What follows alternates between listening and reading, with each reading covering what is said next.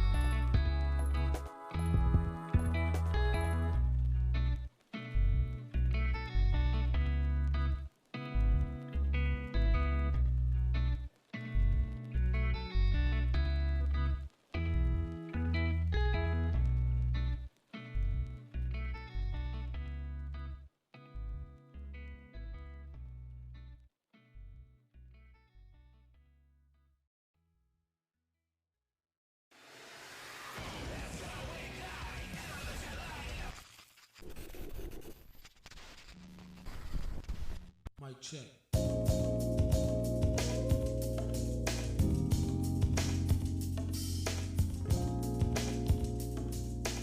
No!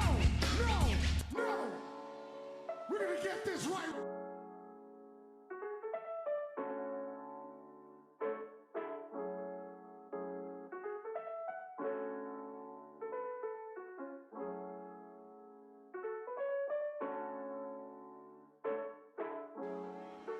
You know what I grew up around?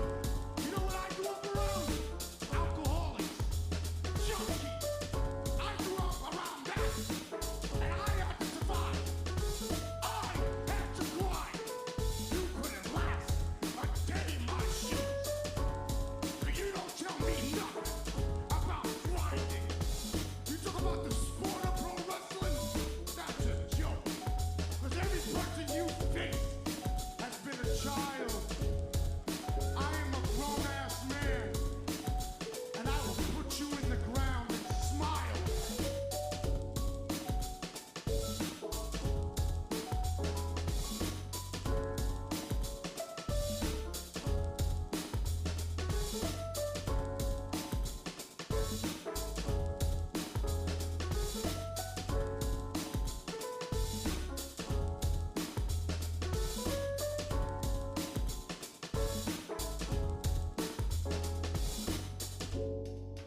You know what I'm representing?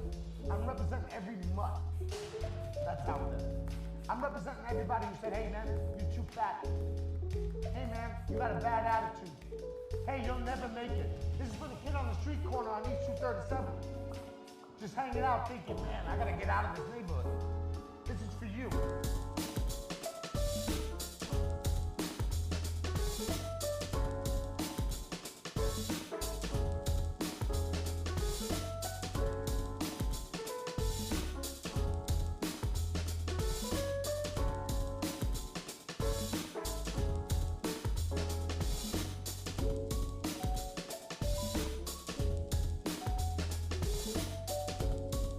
Enjoy this. I enjoy being put through hell. You wanna know why? Because I believe it's God's way of punishing me for all the things I've done in my life.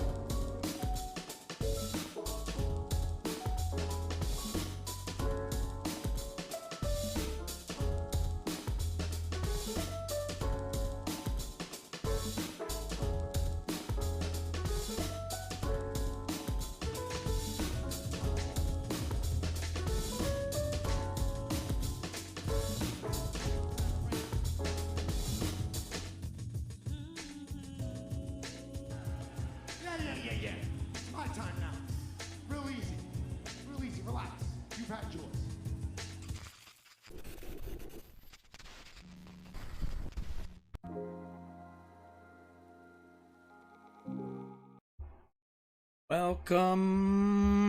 Welcome everybody.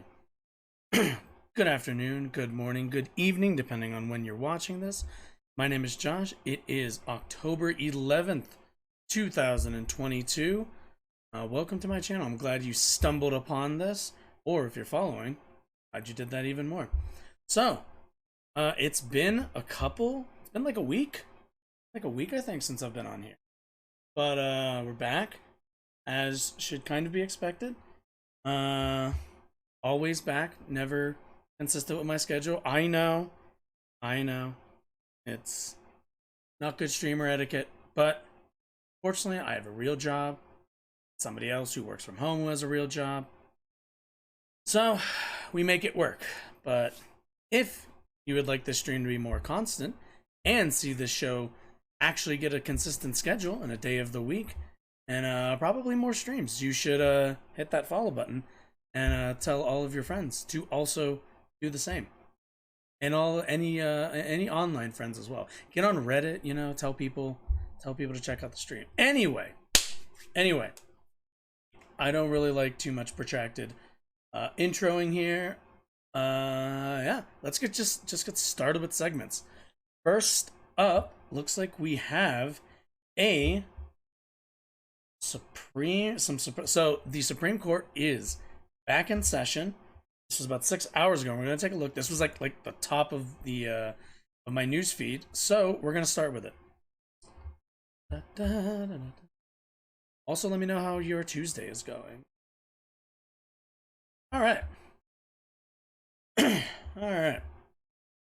6 hours ago, I don't even know what this was on. Oh, it's a MSN. Okay. Anyway, 6 hours ago, U.S. Supreme Court backs Republican in Pennsylvania ballots case. So if you're not familiar, there's currently a case making its way to the Supreme Court later on in this session that will basically be centered around states' abilities to control their elections, which is not great. As it stands right now, the federal government runs the federal elections, and obviously states run their state elections. But the Supreme Court will be deciding if states can decide, can start to kind of decide which electors that they send. So when that kind of comes up, we'll talk about it a little bit more. But let's see what's happening so far. All right. This is from Reuters in Washington. The U.S. Supreme Court on Tuesday sided with an unsuccessful Republican candidate for a judgeship in Pennsylvania and threw out a lower court's ruling that had allowed the counting of mail-in ballots in the race that he had sought to exclude because voters neglected to write the date on them. The justices vacated the ruling by the Philadelphia-based Third U.S. Circuit Court of Appeals as requested by David Ritter, who lost his 2021 bid for a spot on the Lehigh County Court of Common Pleas to a Democratic rival by 5 votes after 257 absentee ballots without date notations were counted. All right, so sounds like democracy to me. So yeah, obviously this person lost by the slimmest of margins and would now like people who don't write the date on their ballots, their votes to be kicked out, to be negated essentially, and for him to be placed into power. Which, I don't know about you, but a date on an envelope or even a date on a ballot isn't really, I wouldn't call that any, I don't think I'd really say that that's the most crucial part of you identifying yourself to be as a legitimate voter, but, we'll see what happens. The higher court actions means that the Third Circuit ruling cannot be used as a precedent in the 3 states covered by this regional federal appellate court: Pennsylvania, New Jersey, and Delaware, to allow the counting of ballots with minor flaws such as voters failing to fill in the date. Vacating the ruling does not change Ritter's loss in his race. So this is also a good example of kind of this is a good example of the way our government, and specifically the Supreme Court and our court systems, slowly kind of rolls around to making decisions and how we get to where we are on certain decisions. So this is, the courts are very slow, and they're kind of designed to be. But because it's a slow process, you kind of watch it all happen in slow motion. So understand, essentially, what this is arguing, what this will lay precedent for. Let's say, 1 second. Let me double check to make sure. Let's see. It means, the High Court's action, the Circuit Court ruling cannot be used as a precedent in the 3 states covered. So, if I'm reading this correctly, essentially, if you were in the states of Pennsylvania, New Jersey, or Delaware, and this is specifically the precedent that it's talking about is going to be in terms of vote counting. So, if you're in a situation where, there were, let's say, to make life easy, let's say there is a statewide race in Delaware. Essentially, what would happen is, if there are ballots that don't have dates on them, or if there are minor flaws, because I noticed they mentioned that, ballots with minor flaws. If there are minor flaws, they will now be subject to being tossed, which can swing elections wildly based on really, really small, honestly pretty insignificant details. I understand some flaws on filling out ballots are, should be disqualifying, but something like just a date isn't really one of those that I think is that important. If you can prove that you are who you are, and that you voted for X person, it doesn't matter what date you filled out on it. At the end of the day, you've made your voice heard.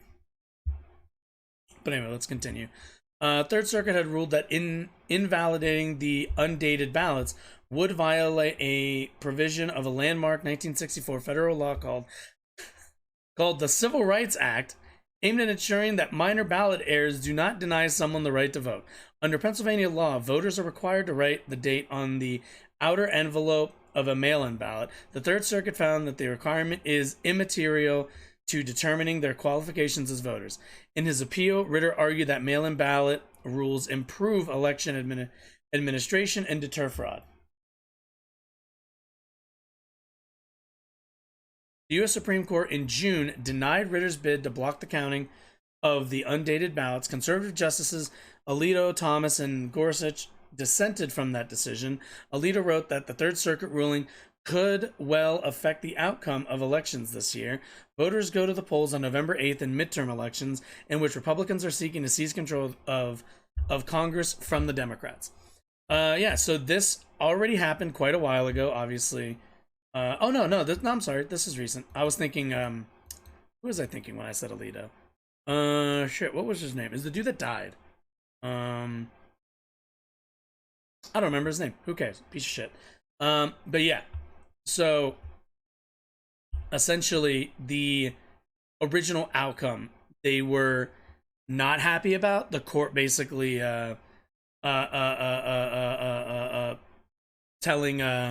telling this wannabe judge, this conservative judge, that hey, this would violate too many people's right to vote. Minor flaws like that aren't really a big deal. Gorsuch, obviously, the conservative judges did not like that because naturally they want conservative judges. Ritter told the Supreme Court that unless the Third Circuit ruling was wiped off the books, it would allow undated mail-in ballots to be counted in future elections in Pennsylvania and would, quote, threaten to invalidate countless regulations in mail-in voting. Which, I mean, allow undated mail-in ballots to be counted in future elections in Pennsylvania. I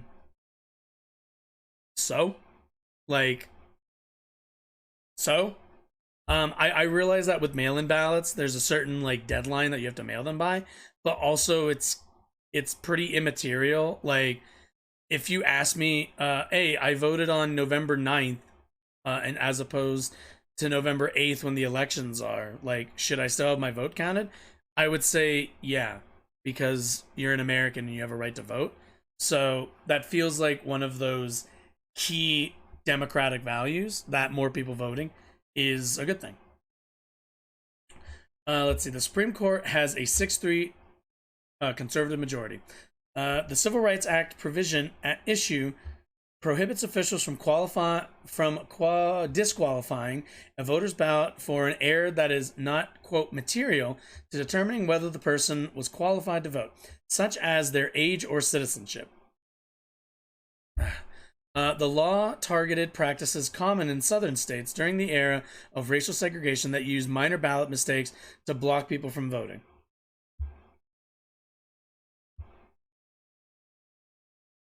Numerous Republican-led states have enacted tougher voting rules, including for mail-in ballots, in the wake of Republican Donald Trump's presidential re-election loss in 2020 to Democrat Joe Biden.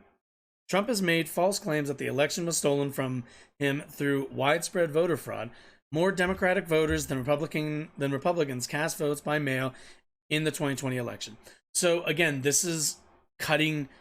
So a big part of the Republican strategy going forward is going to be undermining mail-in ballots for the simple fact and the simple strategy that Republicans want. The Republican Party wants less people voting, because every single time the turnout is higher, Republicans lose. At the end of the day, Republicans are a minority in this country in terms of ideology, in ideological alignment. So to them, and this has been, if you're aware of the Southern strategy, or you're aware of Republican strategy overall over the last about 30 to 40 years, a core part of that is not really making, if you've noticed, Republicans haven't made a lot of like new arguments over the last 20 to 30 years. Most of their arguments have kind of been regurgitations and kind of remixes of kind of old trends. And because of that, because they haven't brought new ideas to the table, generally, like, you know, people growing up and becoming voters, or just new people in general, aren't going to be interested in your very old ideas. So the way you defeat that is to suppress the vote. We see a lot of this in gerrymandering districts, which is basically the process of sectioning off your district. If you're a congressperson, as an example, if you've ever seen congressional districts, they're like, you know, they're like these oblong, weird shapes. The reason why they're not solid shapes, or at the very least, like really consistent, easy, like shapes to understand, the reason that is because as they're drawing district lines every handful of years, basically the ability to decide how those lines are drawn are in the power of whichever party is running the state senate, right? So you might have a, let's just use it. Let's say Illinois. Just use Illinois, pick a random state. But in Illinois, you have 3 districts. Let's say they're all kind of in a square, right? And Illinois, federally, might have 2 blue senators, but their state senate, which is the deciding body in how the congressional districts are going to be written, those might be controlled by Republicans. And what will happen is they will draw those lines, they will draw their lines to align with the voters that will vote for them to keep them in, and you've probably heard this before, safe blue, safe red districts. That's how those districts become safe, is because you've gerrymandered them all the way to the point where basically it's virtually impossible to lose. So that's how that works.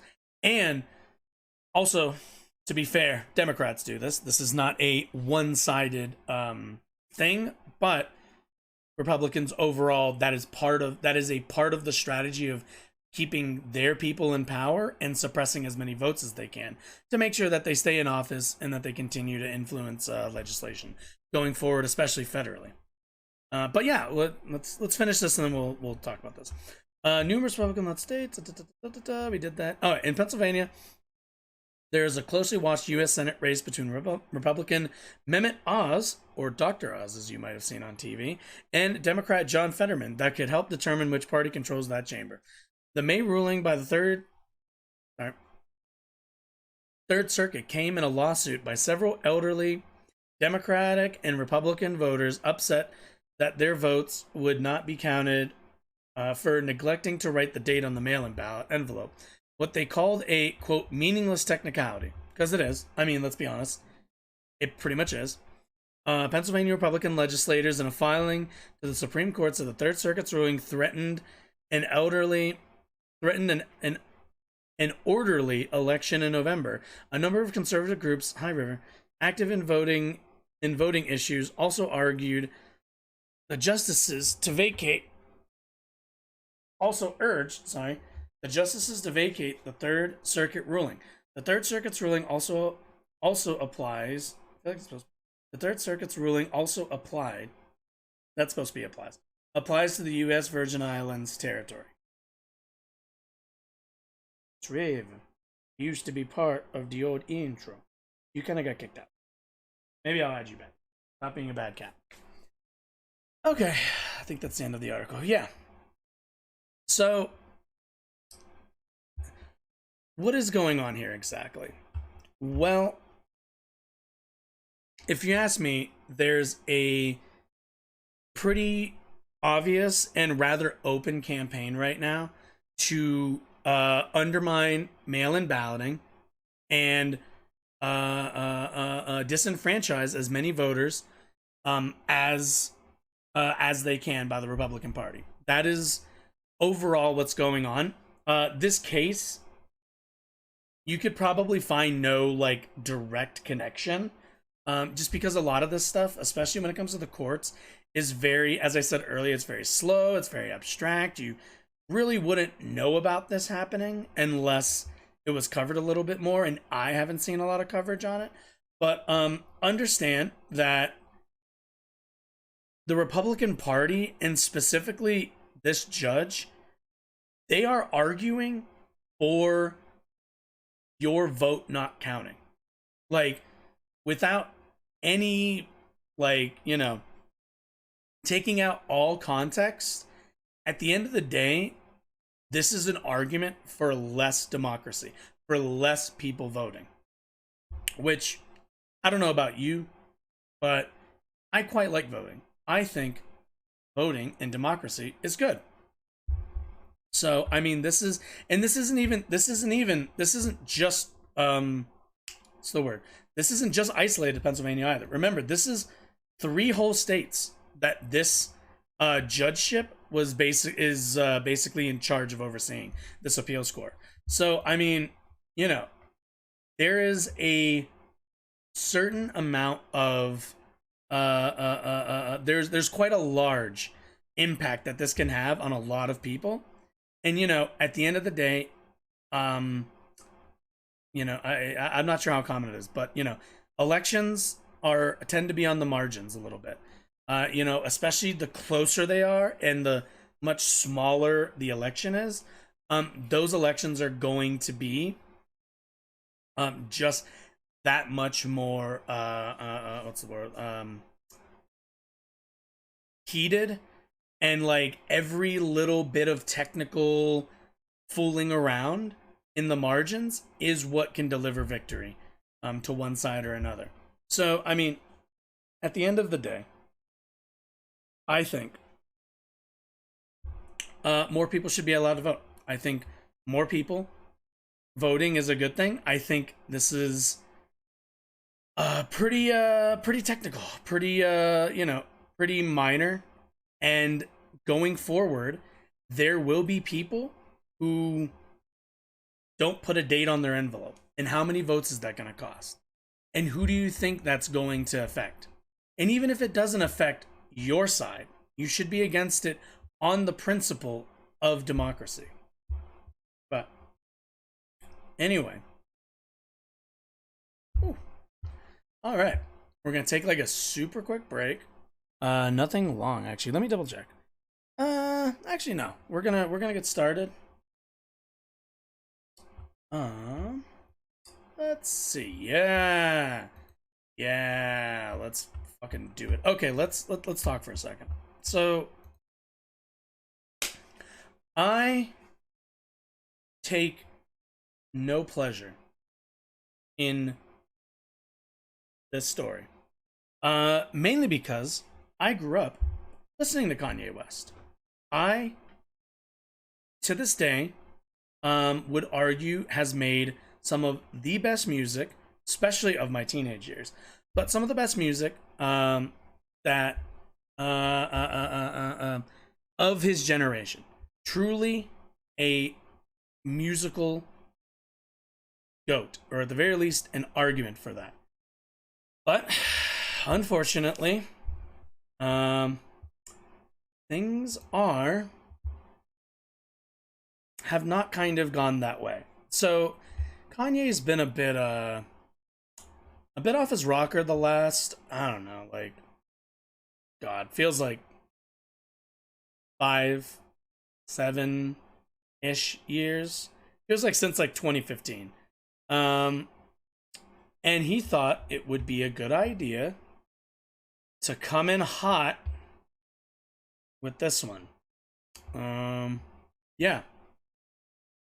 I'm a bit sleepy tonight, but when I wake up, I'm going DEFCON 3 on Jewish people. In caps, too. The funny thing is, I actually can't be anti-Semitic. Well, I'm glad he cleared that up for us. Because black people are actually Jew also. Okay. You guys have toyed with me and tried to blackball anyone whoever opposes your agenda. Well, let's okay. Where do we start? So this is pretty blatant anti-Semitism. I don't really think I need to explain that to too many people. Kanye has, and I'm gonna use a technical term here, lost his fucking mind. There is, we've watched over, the last, at least since 2015, 2016, we have kind of watched as this guy has a pretty glaring mental breakdown in the public, and kind of been, not just in the public, but also in the mainstream public eye. This is not, first of all, this is not normal behavior for a normal person. This is even less normal behavior from a public figure. I'm really not sure. It's very obvious that he knows what he's saying is anti-Semitic. It's blatantly obvious. I'm not sure what this black people are actually Jew thing is. Kanye has talked for a long time about his trouble breaking into or getting into different industries. There was a time when he was getting into fashion, and there were rants about that experience that were just a bit off the handle. I think more than anything, it's we're at this point with this human being where I'm really not sure what else you can say besides he needs help, and someone should probably be stepping in to be that person, because I'm not sure. I know he's, I believe he's gotten divorced from Kim Kardashian. You'll forgive me. I haven't kept up with Kanye after a certain point, but yeah, this is pretty disturbing. But also, it should not be shocking to too many people. We are gonna take a quick break. Now we're taking this quick break. When we come back, we are going to look at what preceded this tweet and why I don't really think, as much as I think this is pretty wild, there is a bit of an explanation. So let's take that break real quick. I'll be back. Yeah, stick around, hang out.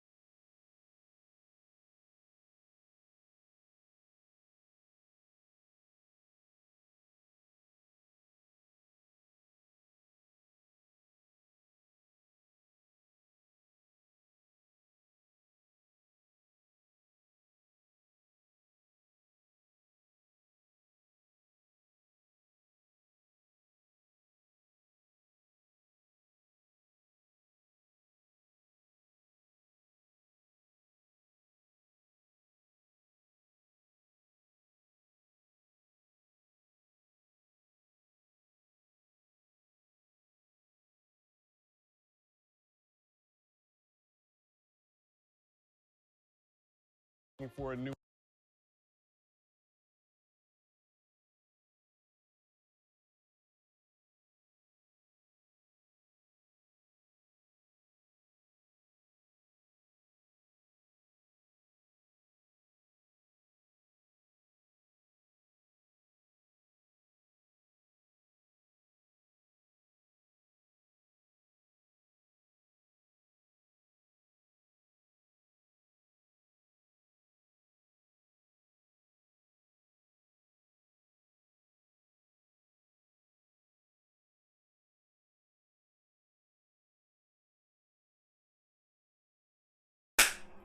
All right, welcome back, everybody. So, I want to take a look. We're gonna look a little bit. We're gonna take one quick detour into Kanye West's priors. So, this is a video done by a YouTuber named The Company Man. I forget the dude's actual name. Watch him for a while. Great content, but he kind of has a little bit of a better frame than I think, and a bit more of a historical take. So let's watch this really quick. Then we'll get into. You'll see. Check this out. Kanye West pimping Pain since 2002. It's all happening. October 23, 2002 became a defining day in the life of Kanye West. He was 2 weeks off of signing to Rockefeller Records. One starry night while leaving a studio session for Beanie Siegel, Petey Crack, and the Black Eyed Peas, Ye was coming home late when he wrecked his car, crashing into an oncoming vehicle. Reportedly, Kanye West broke his jaw in 3 places. He needed reconstructive surgery. His mouth was wired shut. Then 2 weeks after that, he wrote and recorded Through the Wire, a breakthrough solo single that flipped Chaka Khan's classic into a triumphant anthem, turning a one of the greatest songs of Kanye's career, by the way. Dramatic accident into masterful marketing. Now, this is back in the days when rappers used to brag about getting shot 9 times. So the cocky college dropout who worked at The Gap finally had a headline-worthy life or death situation to go along with his genre-pushing music. And he leaned into it. Through the Wire was the first single off the college dropout. The track would peak at number 15 on the Billboard Hot 100. And the music video opens with these words. Last October, Grammy-nominated producer Kanye West was in a near-fatal car accident. His jaw was fractured in 3 places. 2 weeks after, he recorded this song with his mouth still wired shut, so the world could feel his pain. Look, the pain that Kanye felt was real without question, and Ye marketed it. That moment became a part of his branding, much like another iconic moment in the life and times of Kanye West. Back in 2005, after Hurricane Katrina devastated New Orleans, Kanye West went on TV and said, "George Bush doesn't care about black people." And he was right, guys. That's also kind of a thing. He was right on that one. Like this is kind of the thing with Kanye is like, and why I think people give him a little bit more space sometimes to be incorrect than they really should, because he was right about this. And this is still a great moment, but like, understand we're so far removed from that. Like, just keep going, but like, Jesus. That quote was the viral moment, but check what he said right before. "I hate the way they portray us in the media. You see a black family, it says they're looting. You see a white family, it says they're looking for food. And you know it's been 5 days waiting for federal help because most of the people are black. And even for me to complain about it, I would be a hypocrite because I've tried to turn away from the TV because it's too hard to watch. So anybody out there that wants to do anything that we can to help, with the way America is set up to help the poor and the black people and the less well-off as slow as possible. I mean, the Red Cross is doing everything they can. We already realize a lot of people that could be here are at war right now, fighting another way, and they've given them permission to go down and shoot us." This was during Iraq, I'm fairly certain. Katrina was, what am I saying? I know Katrina was during. Yeah. So understand, like, during Katrina, we have all these resources going towards Iraq, which was a waste of fucking time. And then something happens here, and and the government takes a bazillion fucking years basically to get any assistance down to Louisiana. So Ye was nervous and shaky in that moment, but he's talking about pain. The pain of seeing mostly black people suffering in the aftermath of Hurricane Katrina. The pain of knowing America helps the poor, the black people, the less well-off as slow as possible. The pain of government giving people permission to shoot us down. I mean, this was a galvanizing moment for black America at that time. We were all thinking these exact same things. The cocky college dropout, cocky Kanye West, just happened to be the one to actually say them. And in that moment, he positioned himself as a leader. In 2007, Kanye West tragically lost his mother. According to reports, Donda West passed away from complications of cosmetic surgery. Ye described Donda as his best friend and on numerous occasions has stated publicly that he feels she would be alive today if he never started his music career. He told Q Magazine in 2015, for example, if I had never moved to LA, she'd be alive. I don't want to go far into it because it will bring me to tears. The loss of his mother was a major part of his fourth studio album, 808s and Heartbreak. The Coldest Winter. Also incredibly influential album. Not my favorite, quite frankly, but incredibly influential. And if you want to know, especially these days, now that rap is like the predominant and most mainstream, most popular music genre right now, if you want to know where that comes from, if you want a little bit of music history, this is where a lot of that sound was birthed from. Was all about that devastating loss. In her honor, Kanye changed the name of his music foundation from the Kanye West Foundation to the Dr. Donda West Foundation. He later created an independent school in Simi Valley, California, named after her, the Donda Academy. He launched a creative content company called Donda, a sports brand called Donda Sports, and titled his 10th studio album Donda as well. The traumatic loss. It kind of, okay, so you might, I kind of forgot that was the artwork. It was just nothing. Of his mother and best friend has played a major role in Kanye West, the person and the brand, over the past 15 years. It's immensely personal, as the loss of loved ones tends to be, but with Ye, it's also upfront in the marketing of various products and endeavors, as if, like he states in the opening of Through the Wire, he wants the world to feel his pain.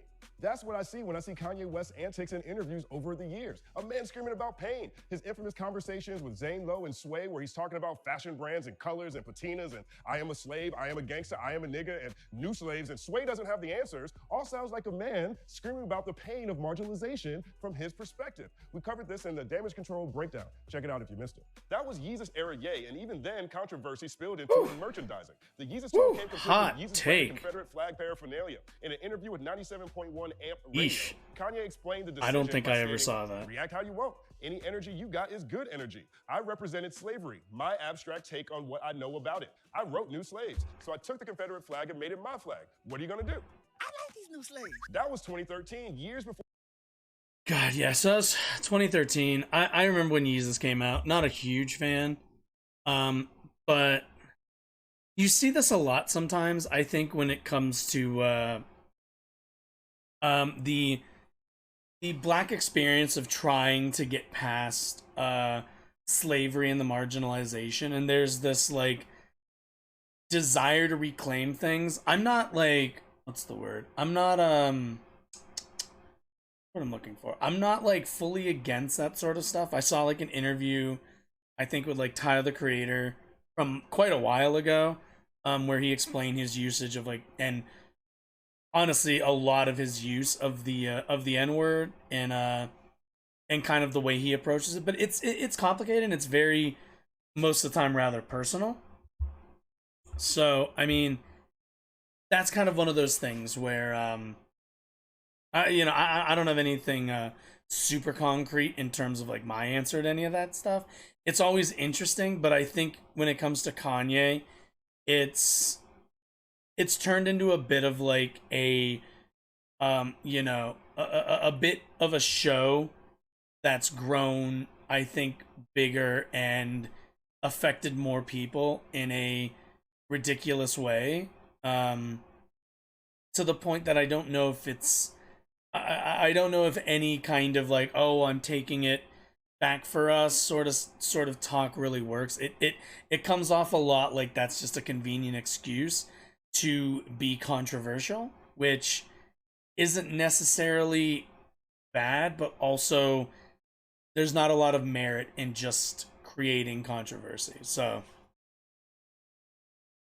before he went on TMZ and said slavery was a choice, before he was palling around with Candace Owens, before he became Trump's most celebrated supporter and started Don. Who do you think we're gonna watch after this? Yeah, you know. Yeezy designed MAGA hats. That was back before he began pushing Black Pain from the opposite side of the political aisle. I mean, he's been leaning into right-wing talking points for years, but this was... And understand, guys, like, the Trump administration, like, Candace Owens, all of those people are of the party that he was criticizing when he said George Bush doesn't care about black people. Understand that. Who he was railing against before is now who he's siding with now. So keep that in mind. It was a banner week. Keep that dissidence in mind. Even by Kanye's standards. He broke out t-shirts inscribed with the words White Lives Matter during his Yeezy Season 9 fashion show, then went on Tucker Carlson explaining why he decided to do so. His answer? Because they do. Pretty solid. And apparently his dad approved. He also showed up rocking a good old boy friendly faded dad hat, a grizzly unlined beard, and a lanyard with a picture of an ultrasound of an unborn baby. He said it represents life. I'm pro-life. I don't care about people's responses. I care about the fact that there's more black babies being aborted than born in New York City at this point. That 50% of black death in America is abortion. So I really don't care about people's responses. I perform for an audience of one, and that's God. That conversation with Tucker Carlson is compelling for a number of reasons, but especially because Kanye has become dangerously great at aligning black pain with right-wing talking points. The abortion conversation is framed through a black lens, but it falls right in line with an evangelical point of view, as well as the great replacement theory, i.e. America needs to get rid of immigration and Roe v. Wade because white people aren't having enough babies. He later gave an anecdote about how his dad is brilliant, but their relationship was strained because his mom took him away from his dad, just like how he's always talking about how the Kardashians are keeping him from his kids. That tap dances right on the manhood narrative coming out of the right. Later, he praised Trump, said Jared and Josh Kushner were actually doing Trump dirty, then called out both parties for not feeling like they need to do anything specifically for black people. Then pivoted into a retelling of a conversation he had with Ice Cube about how there needs to be entirely black municipalities. Two solid points, but both of which feel like dog whistles for segregationists and anti-Semites. And in America, where mass industry is marketing more directly to people of color and the LGBTQ community, from the NFL including slogans on its fields every week to NASCAR removing Confederate flags from its races, it can feel like nothing cool is targeted to white men anymore. It's not an odd occurrence that Breitbart has run 14 positive Kanye West stories in the past 3 days. It's not an So this is kind of, and we'll see this a little bit later when we talk about Tulsi, but this is how the right-wing like media sphere tends to work. This is one of the cycles that they kind of get on, which is find a person from a group that is not generally associated with them and have them speak out and make all of the kind of nationalist talking points, have them make all the white supremacist and segregationist talking points that they can make from their perspective, which is still right wing. But if you have somebody who's black who's going to say, hey, black people, and white people maybe need to live in different enclaves, that jives really well, and it also forwards the same narrative that white supremacists are going push, because a white supremacist will say, well, look, man, white people and black people, we're just so different, we need to be separated, because the actual argument, the actual thing going on in their head is that they don't like black people and that they would like less black people in their societies. But they can't say that because that's just not something you can say anymore. So instead they dog whistle by trying to make it into a mutually held opinion between black and white communities that, hey, it's not that I don't like black people. It's that we're just so different, and wouldn't all the races and everybody else be better off if we went off into our own areas and just left each other alone? Which, if you've noticed any history, or if you've noticed, this country is one of the largest in terms of land space, but also we have one of the largest economies. We are the richest nation in the world, and we did it all with multiculturalism and with people being free to travel and live wherever they want, regardless of their race. These things are not just bad. These things are not just good for the country and good for a functioning society. They are bad morally. But, again, if you can get somebody like Kanye West to push that argument for you, then, you don't have to make nearly as many difficult arguments as you would think you would. You can turn to Kanye West and say, hey, look, there's a black guy who's saying the thing that I say. Why can't I say it? That guy says it. So understand that's kind of the game that's being played right now. And you know, we could sit here and talk like, oh, is Kanye West aware of this? Is Kanye West is he naive in any of this? It doesn't matter, because at the end of the day, the decisions he's making is having an impact, and why those decisions are being made isn't really all that relevant. It's just not. Accident, that dude standing next to QAnon shaman during January 6th after breaching the Capitol is wearing Kanye kicks. Trump's 75 million strong voter base is looking for products to consume. Here comes Yeezy to the rescue. Yeezus. Ye also did something that I think is most telling. During the conversation, almost completely unprompted, he put out a quintessential Kanye call to action. He said, "The people that make money and the powers that be, I am your Nikolai Tesla, and I'm not even a scientist." Now, this is relevant because in 2013, during his fiery interview with Zane Lowe, Ye was steadily comparing himself to Steve Jobs, Walt Disney, and saying he needed a Medici family to fund his brilliance. And it worked, because later that year, Yeezy's partnership with Adidas was officially announced. And here we are, 9 years later, and that partnership has seemingly folded like Jordan Poole at basketball practice. In the past month, Ye has accused Adidas and Gap of both not meeting covenants of their contract. He said both companies had obligations to create Yeezy-branded brick-and-mortar stores, and accused both companies of reneging. He also claimed both companies stole his ideas and implemented them on non-Yeezy products. He talked about all of this on CNBC, rocking a good old boy-friendly tattered dad hat, grizzly beard, and futuristic version of those shades those dudes in that MAGA meme always seem to be wearing. He's even gone as far as to call out well-known Chinese businesswoman Jing Ulrich, who sits on the board of Adidas and JP Morgan. He posted to IG, "I went to JP Morgan, but of course they won't give me my deal flow because Jing Ulrich is on the board of both Adidas and JP Morgan. What shoe company will give me control? I need to be the head of the board and chief decision maker." The point is this: Kanye has publicly Jesus God. I mean, don't get me wrong. I can understand artists wanting their cut, their stuff, but to make an argument that you're like, no, I need to be the CEO essentially and have that's asking quite a lot. I think, you know, I'm not a business person. I couldn't give two shits about most businesses, but like, you know, that's quite a lot to be arguing for. separated himself from Adidas and The Gap. So in that sense, his brand is back indie again, like it was in 2013 when he was screaming about fashion in an interview with Sway. Only this time he's dropping dog whistles on Tucker Carlson, galvanizing his Trump audience, and sending the bat signal again to big money investors. I mean, think about this. If you had one chance to make a huge play, a major play that will set your family up for generations and allow you to create a multi-billion-dollar organization that's mentioned in the same vein as Gucci, Versace, Apple, and Disney, the only thing you got to do is pimp black pain, which is something you've been doing your entire career, and potentially throw the community you're from under the bus again, only this time you may not get them back. What would you do? I don't have the answer to these questions. Status selector. So yeah, a big part of the, I don't want to say Kanye appeal, but a big piece I think of the puzzle is understanding that, you know, Kanye is, how do I put this? In a place right now that I think is hurtful and also exploitative of black culture and of black people, quite frankly. Because at the end of the day, him palling around with one of the people we're about to look at is,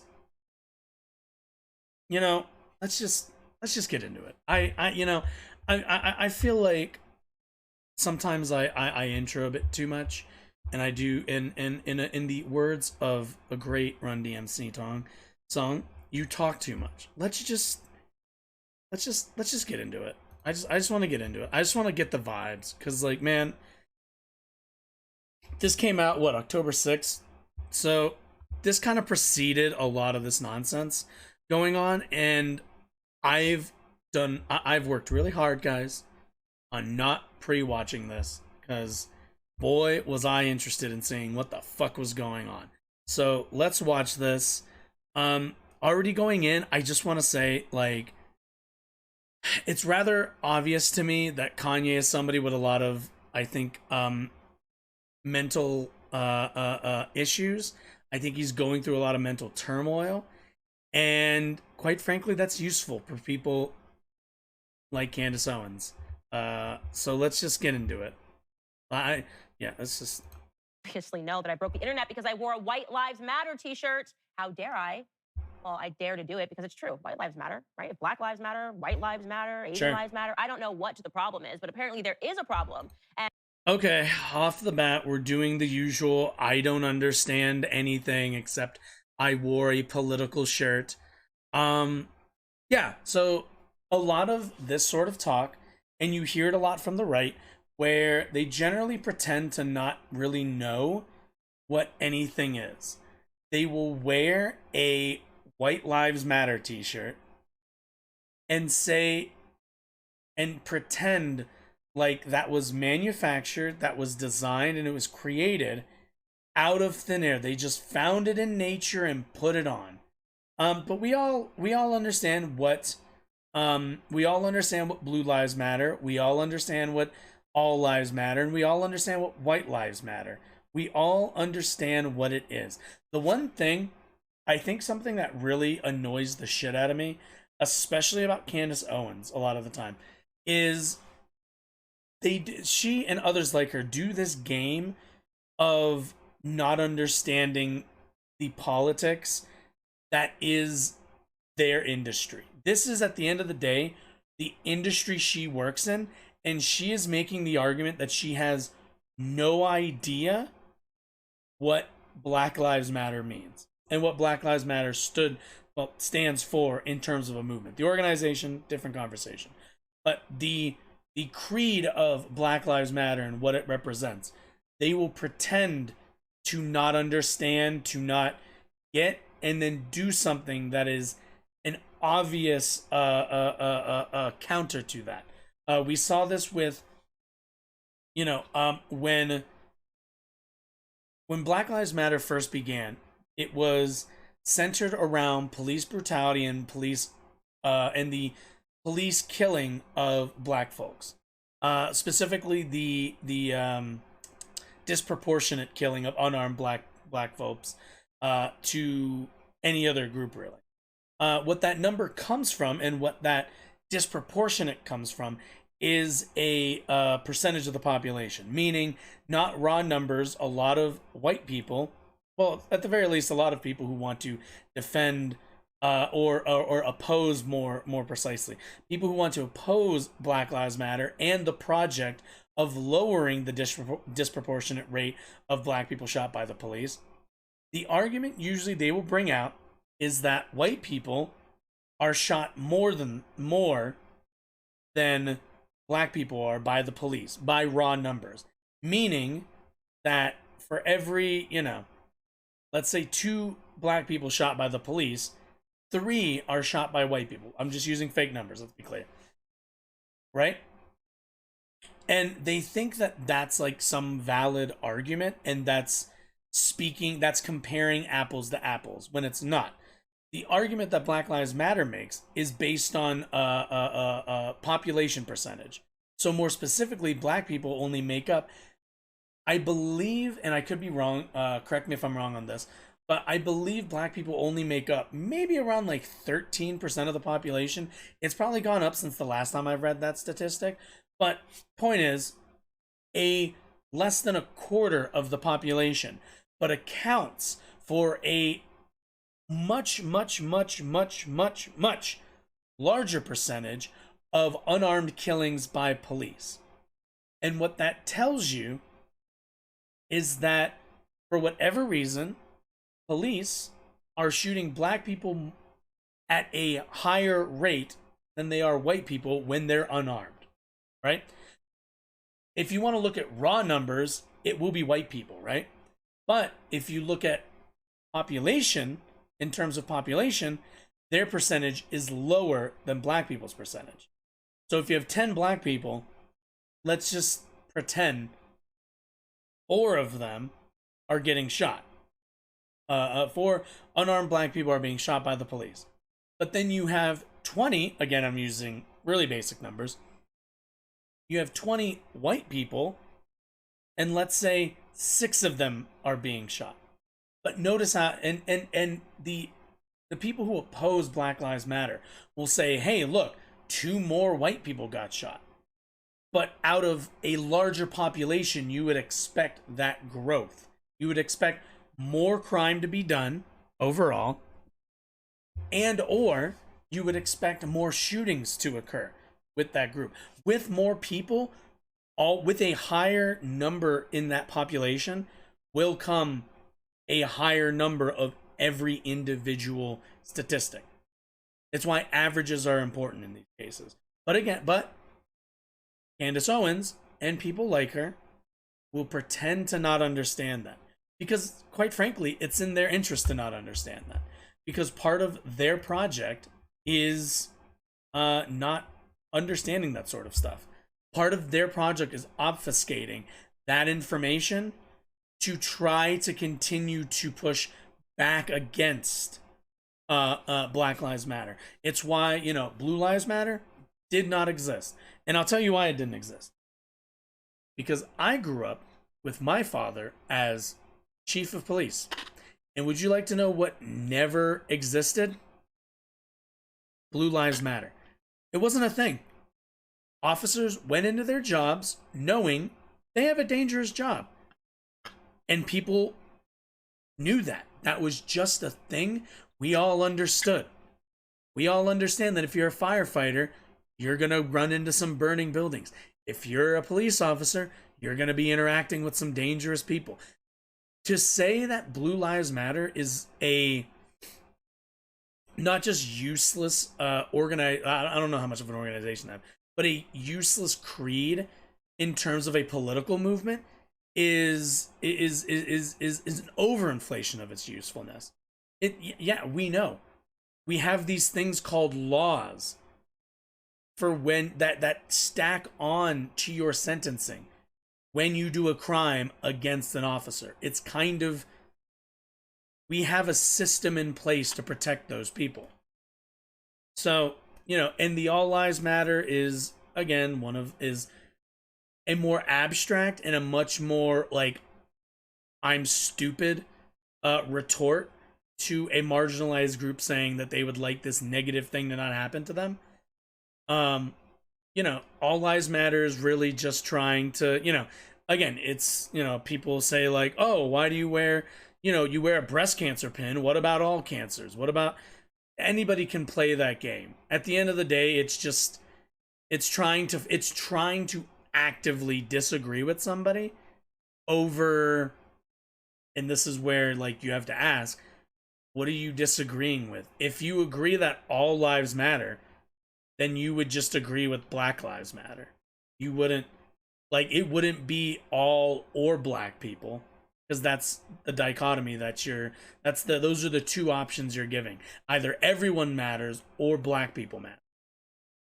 And you would only do that to necessitate a non-involved third party to say, I guess I would side with all because that's the encompassing group.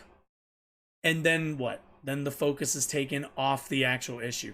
Then people aren't paying attention to the actual problem at hand, which is black people getting shot by police. Disproportionately. By the average. So, she's playing stupid. Let's continue. And speaking of Reddit, I want to draw this to your attention.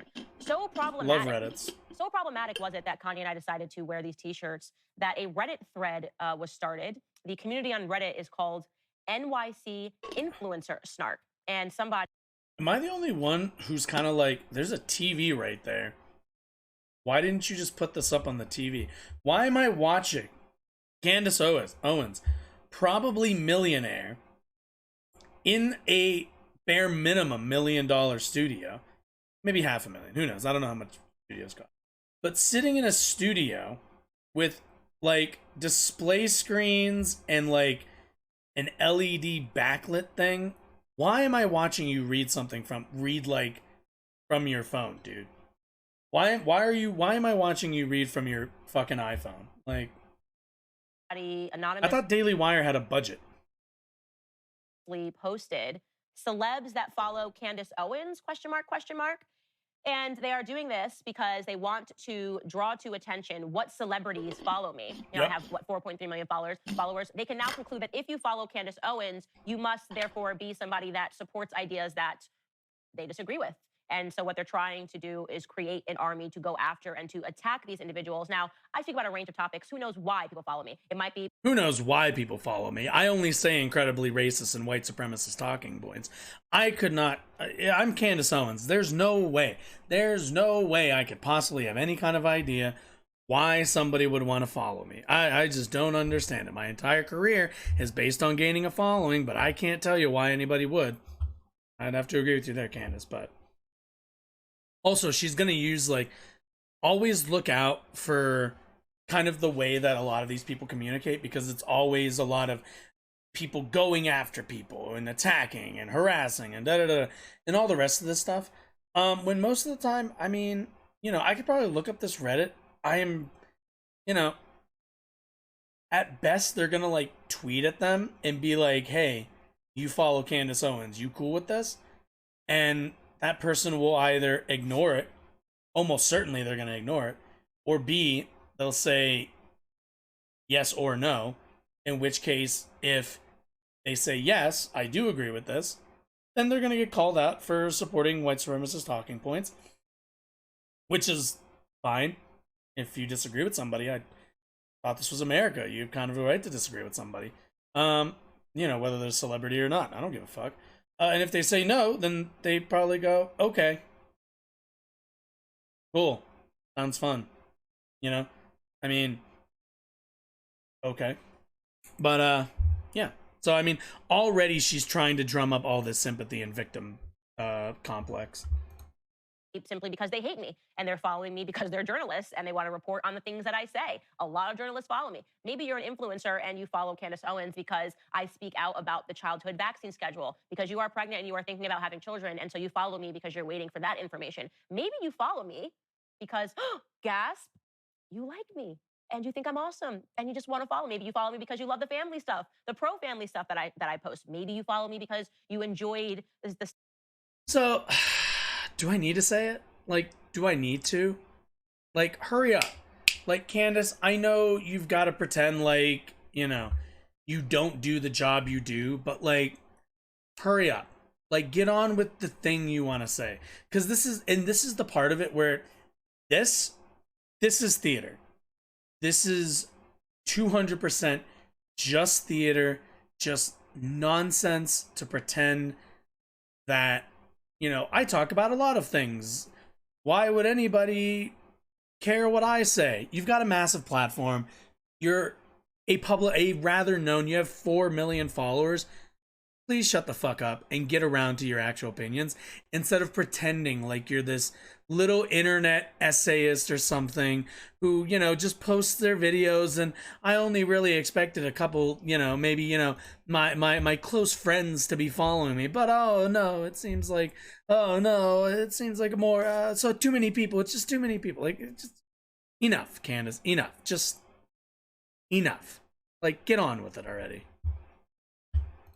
Stuff that I said about Donald Trump during his policy. I don't know what the reason is for each and every individual follow. I know I have a lot of haters and I have a lot of lovers out there, but irrespective of what your reasons are, this thread is essentially demanding that people are harassed. That's what they're asking for, right? The party of tolerance, the tolerant people, they're so tolerant is it? that they want. Is it? I mean, don't get me wrong. I'm sure some people are like going to be disappointed by whoever they find that's howling, that thinks that Candace Owens makes good points, but like, is that a big deal? Again, I don't.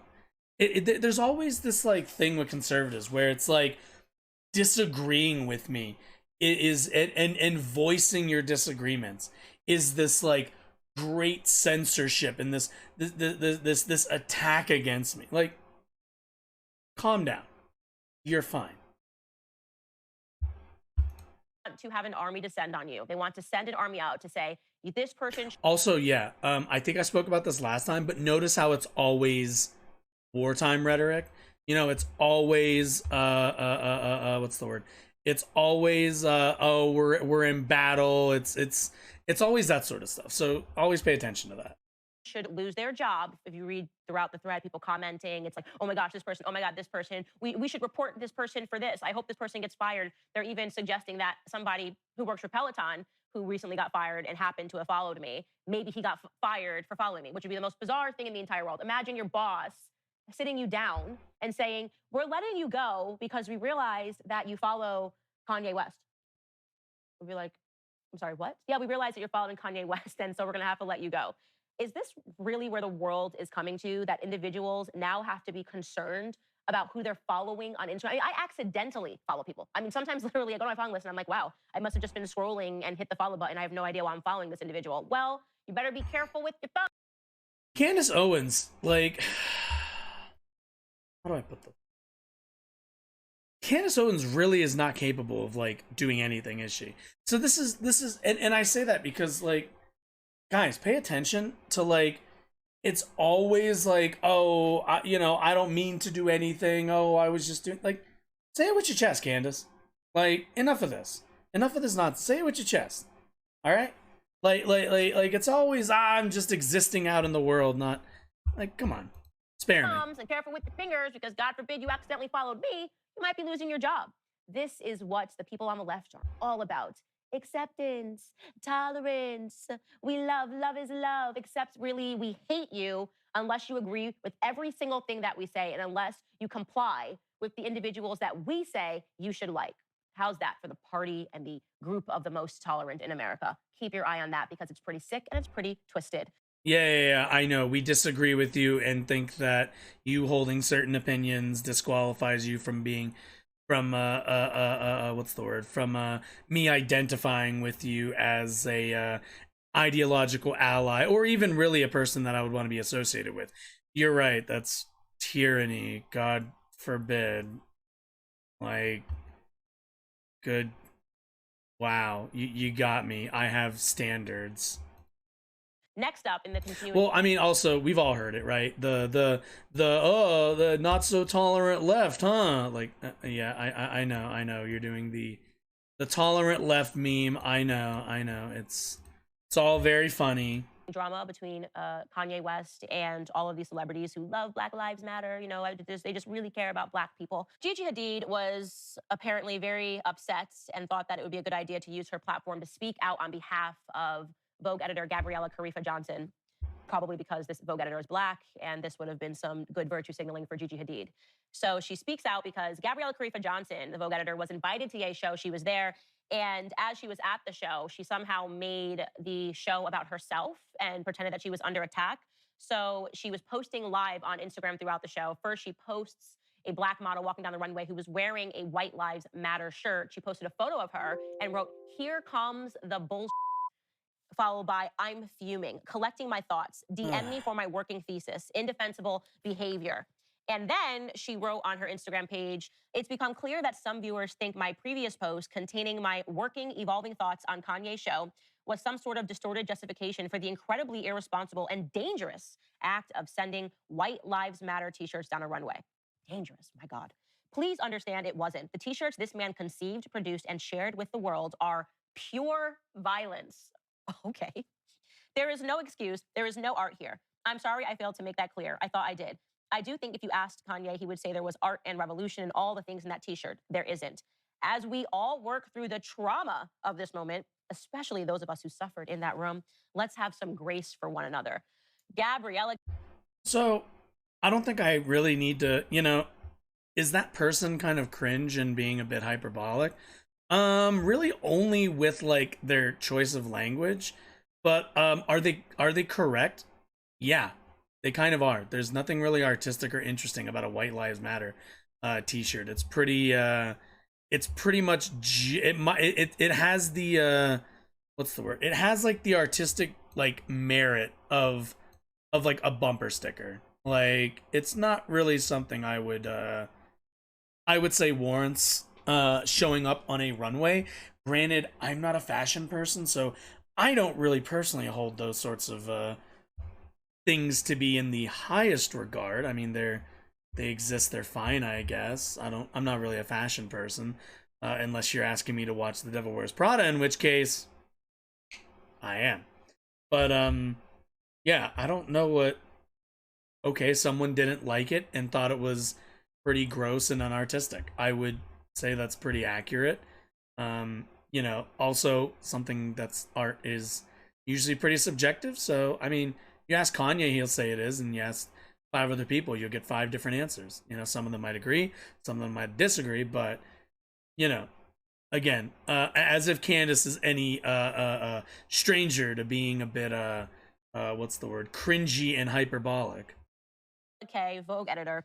Trauma, violence, dangerous, suffering. So also, I want to get across really quick because I realize I never mentioned it, but the name of this video is Millionaires Were Traumatized.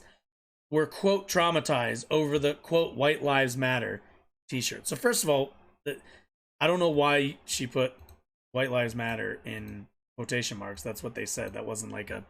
But either way, I like... A lot of times Republicans and these conservative... a lot of times these conservative talking heads will do this like we're part of the people, we're not one of the millionaires, we're not part of that class. They do this false class consciousness, and yeah, that's not only is that complete horseshit, but also like, Candace, you work at Daily Wire. Do you know who funds the Daily Wire? Like I'm sorry, but you're like one of the last people who gets to do like the millionaires are really upset by. Why do I care what millionaires thought? Honest to God, why do I care what millionaires thought?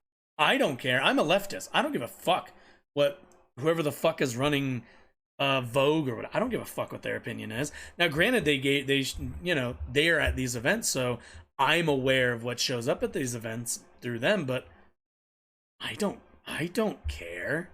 Like, fuck I care about them for? All of my favorite leftist bingo words. She's so sad, guys. She had to go to Paris and go into a room and watch a billionaire present his show. And God forbid she saw a t-shirt and she's now suffering trauma. I mean, could she speak even louder? Could she ever be clearer in the message? Remember, these are the people who get fucking triggered by people with blue hair. Understand that. These people are like, she's doing this whole like, oh, it's not that bad nonsense. Lady, you get triggered by people with dyed hair. Spare me.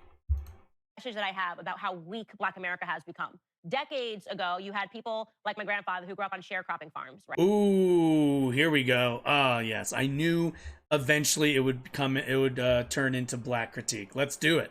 Right? Who had to wake up at the crack of dawn and under Fucking the Carolina Blittler heat, here. lay out crops to dry when he was 5 years old. Fast forward, and you got big girl Gabriella in her really ugly shoes, which is what Kanye came back to her and said, that you are clearly, he posted her on his Instagram and said, this is not a fashion person.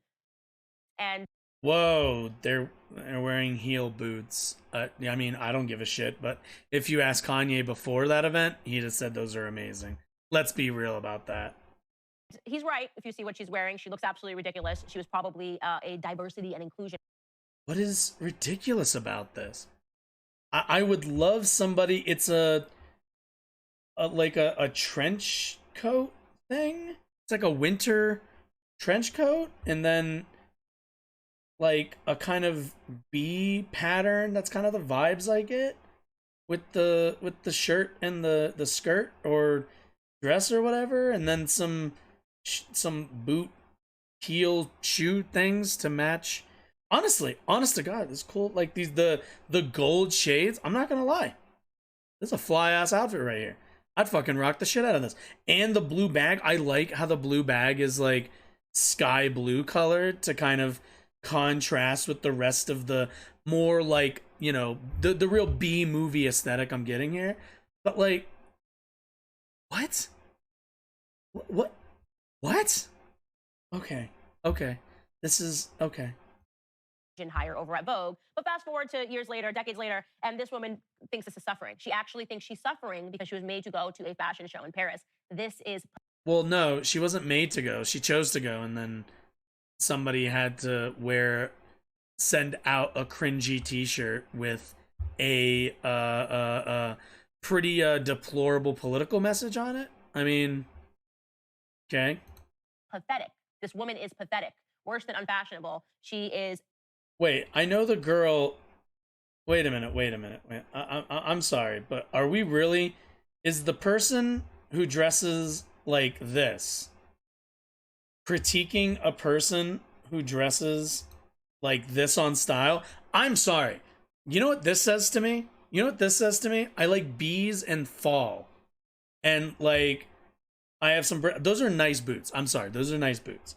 This is a cool ass outfit. Also really gives me like kind of, the glasses give me like a 70s, a 70s vibe too. And what does this say?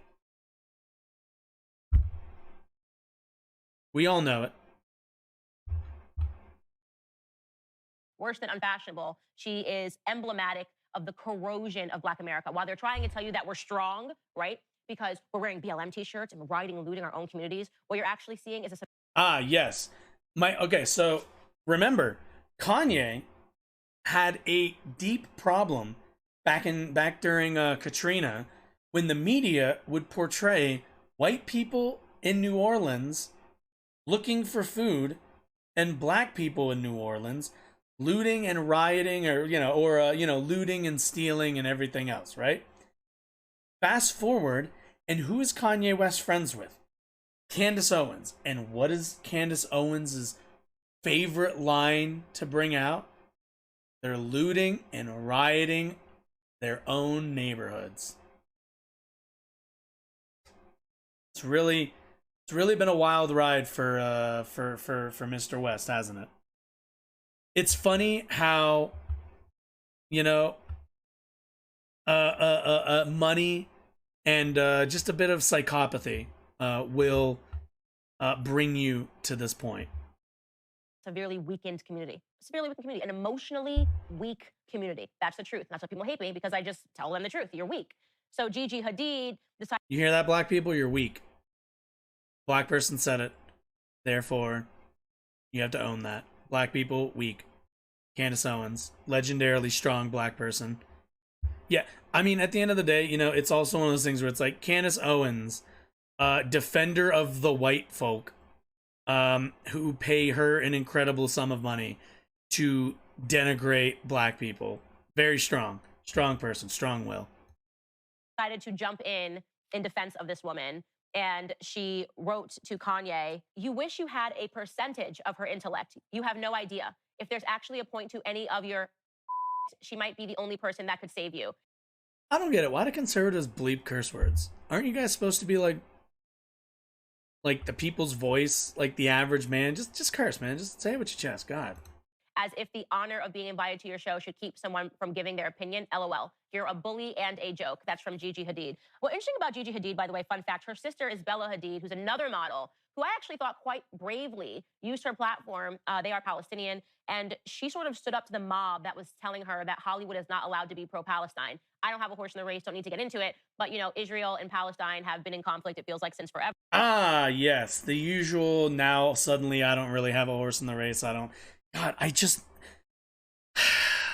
if anybody out there, if just say it with your chest. That's all I ask of everybody.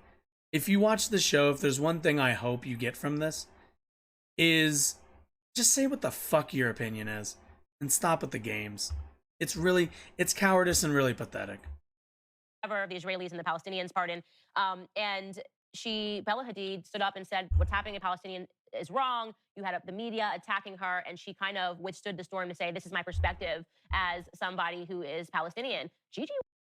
Whoa, you're telling me somebody who stood up for Palestinians got pushed back by right-wing media and other weird centrist, let's be honest, kind of mostly military industrial complex minded folks pushed back on that? Whoa. Candace, that's your side. I don't know who you're talking to. She was silent, though. She didn't say anything. So it's weird that this is what she decides to use her platform for, a fashion dispute. And I waited. Not everyone talks about everything? Sorry? I'm sorry, Candace, do you talk about wrestling at all? It's funny, because if you did, if you watched wrestling, you would know that Max Caster every once in a while takes a shot at Biden in some nonsense. I mean, granted, the last couple of them were more positive than anything else. But at the end of the day, if you're paying attention, you'd notice some politics in wrestling. But you don't. Wow, what the heck? You didn't really want to speak on that, did you? It's almost like people have their interests and people have the things they pay attention to. God for fucking bid.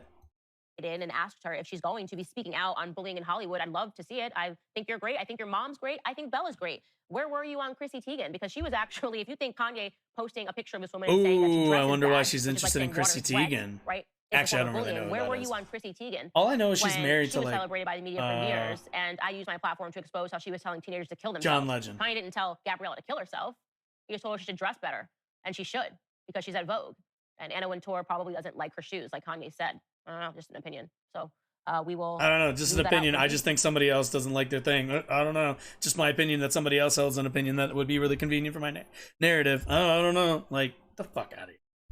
Also, if you don't like those shoes, you're a degenerate. How about that? And see if she's going to continue to weigh in on bullying, the bullying that takes place in Hollywood routinely, and the bullying that is taking place right now because Kanye refuses to conform to the Black Lives Matter narrative, which all of you just wear the t-shirts and post black squares to make yourself feel like you're getting involved It's really funny you mentioned the black square, since that's like Kanye's last album cover was just a black square. in helping Black America when the evidence is in front of you. You're not. You're harming us. So please stop doing that. Please, Gigi. All right, guys. Yeah, guys, notable black figure Candace Owens has come down with her sage wisdom and decided for the black community, this is what we need. We need to get away from Black Lives Matter. We need we need to dress better. We need to, I would love. I don't know if this exists. I'm gonna try to see if I can find it. I don't think it does. But I would love to hear Candace Owens's like 10 things that can fix the black community. That's what I really want to hear. I want to hear what her actual like prescriptive, like, how do we fix things angle comes from. Like, because honestly, all her job is to say the same stuff that like white racists say, but just do it with black skin and with a shirt that just looks like chocolate ice cream. Be honest here. Like, that's her outfit is just like, do you not notice why she's wearing what she's wearing? Homegirl back here, where is it? Give me Homegirl's amazing outfit. Whatever you can say about this, anybody can wear this and it's like a decent outfit. But like, notice when they have their like black conservative, she's just wearing like a skin tone thing.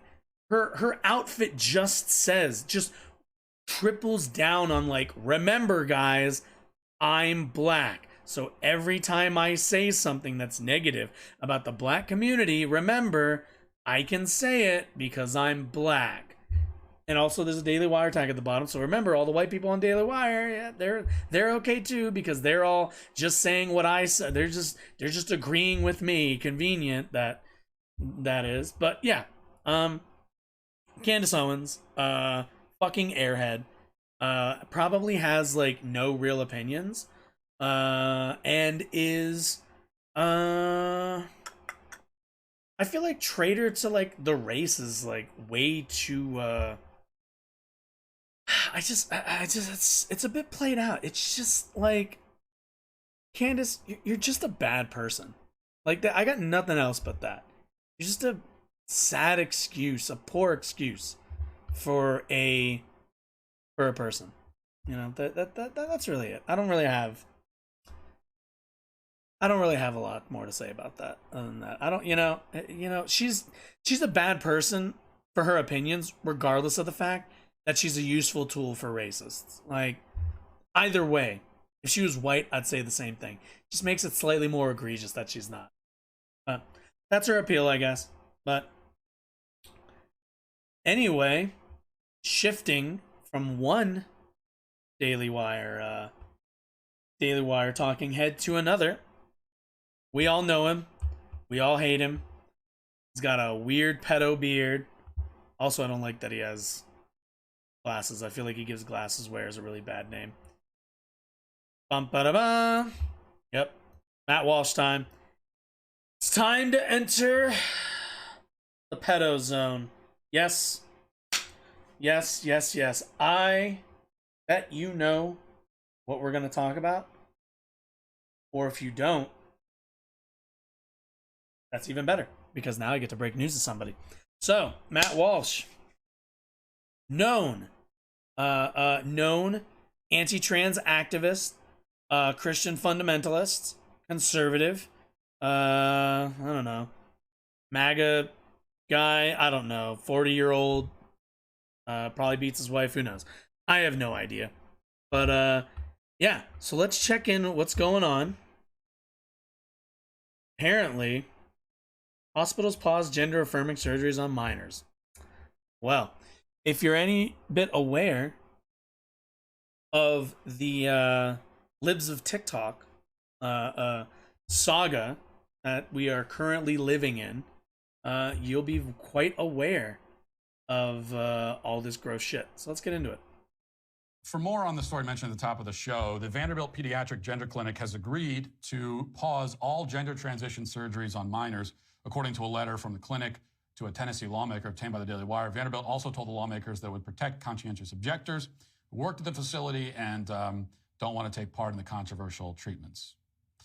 They said, we are pausing gender affirmation surgeries on patients under 18 while we complete this review, which may take several months. The clinic says they've done about 5 such gender-affirming surgical procedures per year. Wow.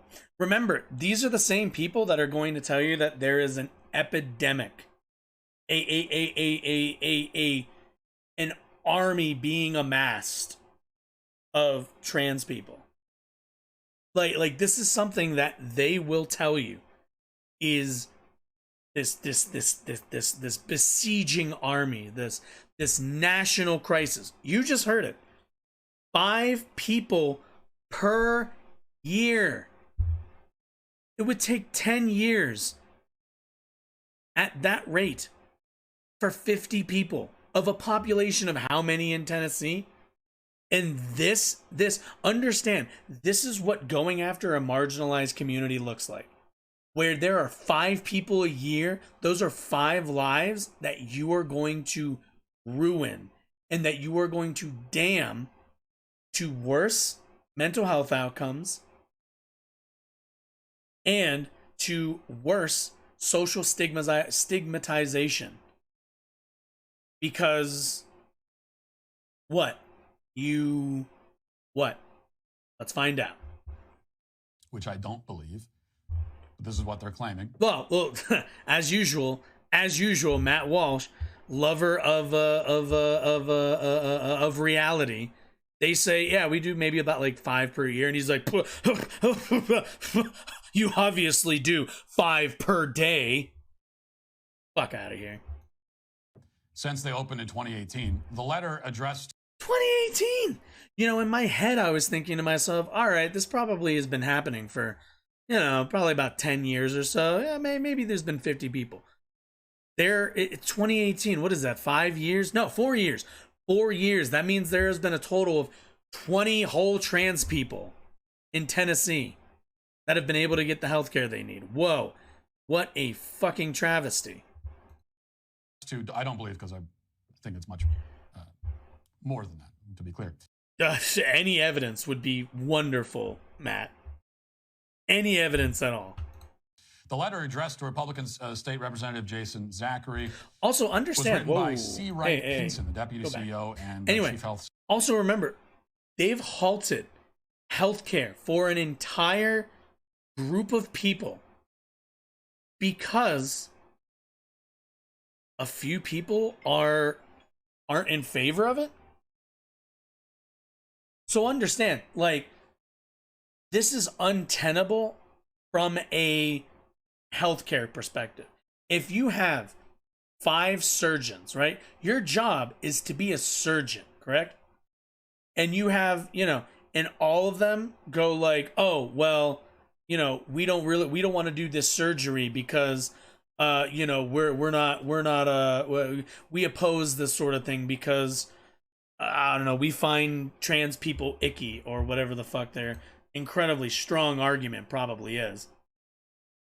understand that that's like we can't have this, guys. This isn't a thing that we can have in our society, because at the end of the day, as much as you think it's okay, and you know, Matt Walsh and them think that it's perfectly fine to do that, to hold that kind of opinion, there were times in this country, in humans history, where we didn't offer health services to certain people for any number of reasons. And this is one of those things where, as they continue to push this stuff, they break down these barriers of basic human decency and equality for like everybody.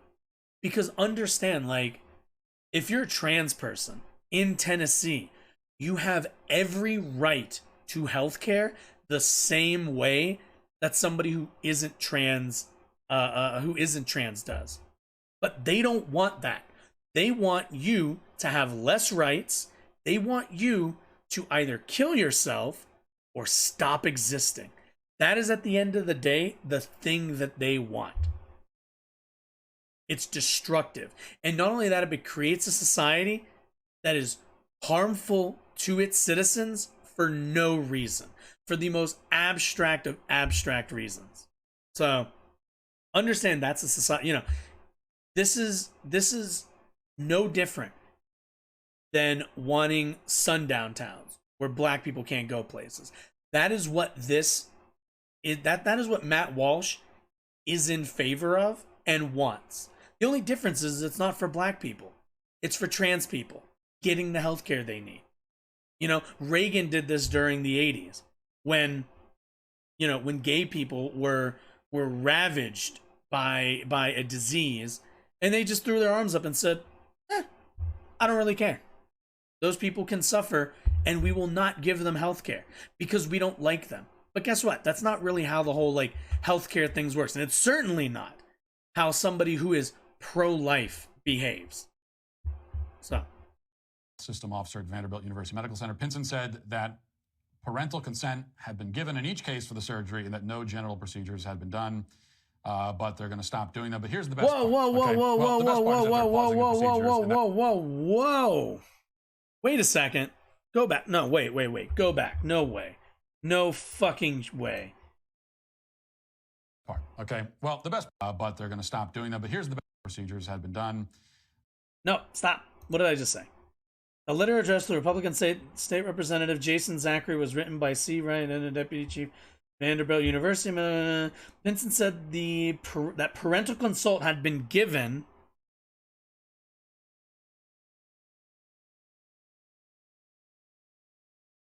in each case for the surgery, and that no, quote, genital procedures had been done. Huh?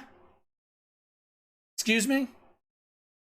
So what? This was at best top surgery? At most, it sounds like? Gender affirming surgeries. Yeah. At most. Yeah, at most that's going to be top surgery. At most. And most likely, like, these kids were probably on hormone therapy for quite a while. Jesus Christ. Been done, but they're going to stop doing that. But here's the best part. Okay. Well, the best part is that they're pausing the procedures, and that is going to really, in real time, save kids. At least buy them some time from, you know, being mutilated in this way. So that's the best part. This part's also good.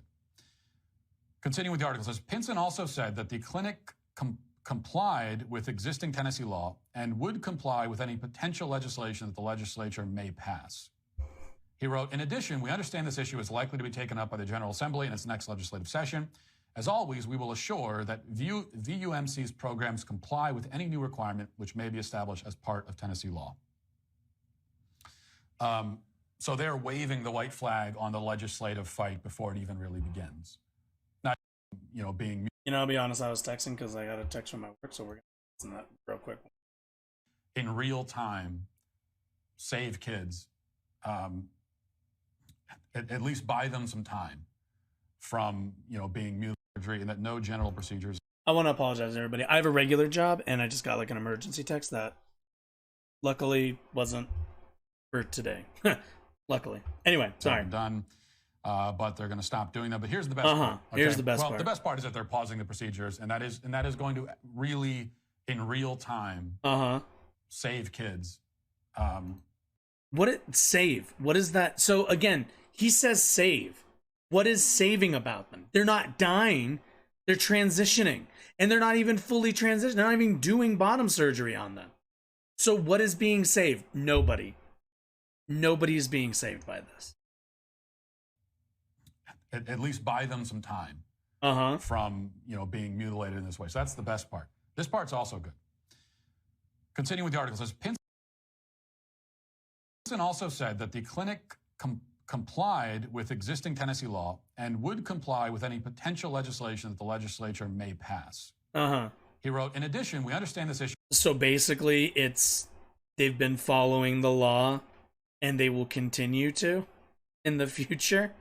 It is likely to be taken up by the General Assembly in its next legislative session. Right. As always, we will assure that VUMC's programs comply with any new requirement which may be established as part of Tennessee law. So they're waving the white flag on the legislative fight before it even really begins. Now, well, no, they're just saying that they'll follow the law regardless. That's how society works, Matt. Like I know you guys have a really loose relationship to like the law and stuff, but that's kind of how it works. It's just you follow the law. If you disagree with it,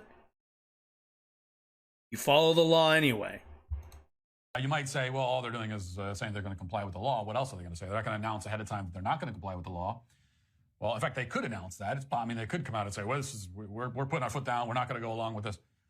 But they also, because one way or a another, hospital they would didn't totally need to do make a that. point in the letter of saying, oh, yeah, we heard about the fact that you're going to try to make this illegal and we'll go along with it. I certainly read that, I think, within reason as waving the white flag and saying they're not going to fight it. What would they fight? You pass a law. Like what the hell would they fight? What's the fight here? You pass a law, that's the new law. There's nothing we can do about that. Like, a hospital is not in the political business. Hospitals don't give a fuck about Matt Walsh's weird obsession with trans people. They're not interested in it. Hospitals that's not a thing that they worry about. They're there to make money from providing healthcare to people. That's it. That's what they're there for. They are surrendering. So again, this represents an occasion, one of the very few occasions, where a left-wing institution caves to pressure from the right. Left-wing institution. So this is also one of those things where they'll say a left-wing institution. Do I seem, as somebody who is a vociferous supporter of a socialized healthcare system, something tells me that me and the hospitals, and also definitely the insurance companies that I would like to see not exist, we're not on the same side, regardless of anything. They're on the side of they make money and they do what is medically founded to have good outcomes and whatnot. I'm on the side of I want everybody to get healthcare. They're on the money making side. They're not left wing. There ain't no left wing hospitals anywhere near here, friend. I can't remember the last time that's happened. It almost always happens the other way. Institutions cave to pressure from the left. And especially conservative institutions, what few exist, Like generally what, also Fox cave News. to I'm curious as to who he's talking about, but it's not an accident that it happened. Okay, we didn't just like get lucky in this case. We engineered this. Is this up? We made it happen. Oh, we're doing all 1.25. How do we do it? Well, utilizing a multi-pronged approach. Yeah, it's called Libs of TikTok, doxing and harassing and spreading misinformation about hospital procedures. And also just kind of pretending that it's illegal or somehow bad to offer healthcare to trans people. Like that's Libs of TikTok's entire argument, is that if they do trans care, that's just immediately bad. First was the public pressure. Okay? And that involves alerting the public, making them aware. And also Bomb You know, threats, there are many right? different ways to Right, make people gotcha. aware that something's happening. You can Yep, say, oh, yep, this is yep. happening. Tell them it's a bomb in the building. That's But to exactly how really you capture do people, that. you need to sort of tell the story of what you want them to know in a way that resonates and makes sense. Right, you need to narrativize That's and lie another to thing them. that I think Gotcha, oftentimes gotcha, the right- gotcha. We fail in that regard. Kinda You like know, just- that he's lying, but in a bad way. They're actually very good at that. I will give the right credit for that. They are immensely good at narrativizing and what's it called? Building up narratives and like telling the story. I mean, they're lying, but I mean, I'm not going to take that away from them. That is something they very well do. just take a bulletproof point approach. Here's what happened. Here's what's happening. Boom, boom, boom. Doesn't resonate. People just it doesn't capture people. So the first thing is to make people aware, to capture them, And and then we work with by lawmakers lying. to generate political pressure, and these two together create financial pressure. You got public pressure, political pressure. Now you also have financial pressure because donors and supporters of Vanderbilt threatening to pull their funds and all the rest of it. So now you.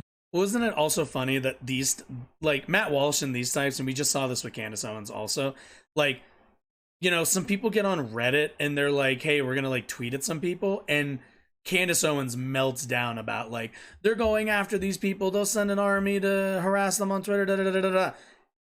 Matt, again, as much as I hate Matt Walsh, I do really respect that he says it with his chest, and that he like, Matt is the guy who does not bullshit. He is out there with his anti-trans shit and his fascism, and he owns it. And at the very least, it makes my job easy because I don't have to sift through a bunch of nonsense. You just get right to the heart of it. But yeah, I mean, as people melt down, you know, Candace is there because she's supposed to melt down. Matt is there because he's supposed to be strong and, you know, be real about everything. I mean, it's gonna cost him in the future at some point. I have no doubt, because he's gonna end up saying something to mask off, or at the very least, he's always kind of mask off. He's gonna say something that's just way too far, and you know, he'll be unsalvageable even for Daily Wire.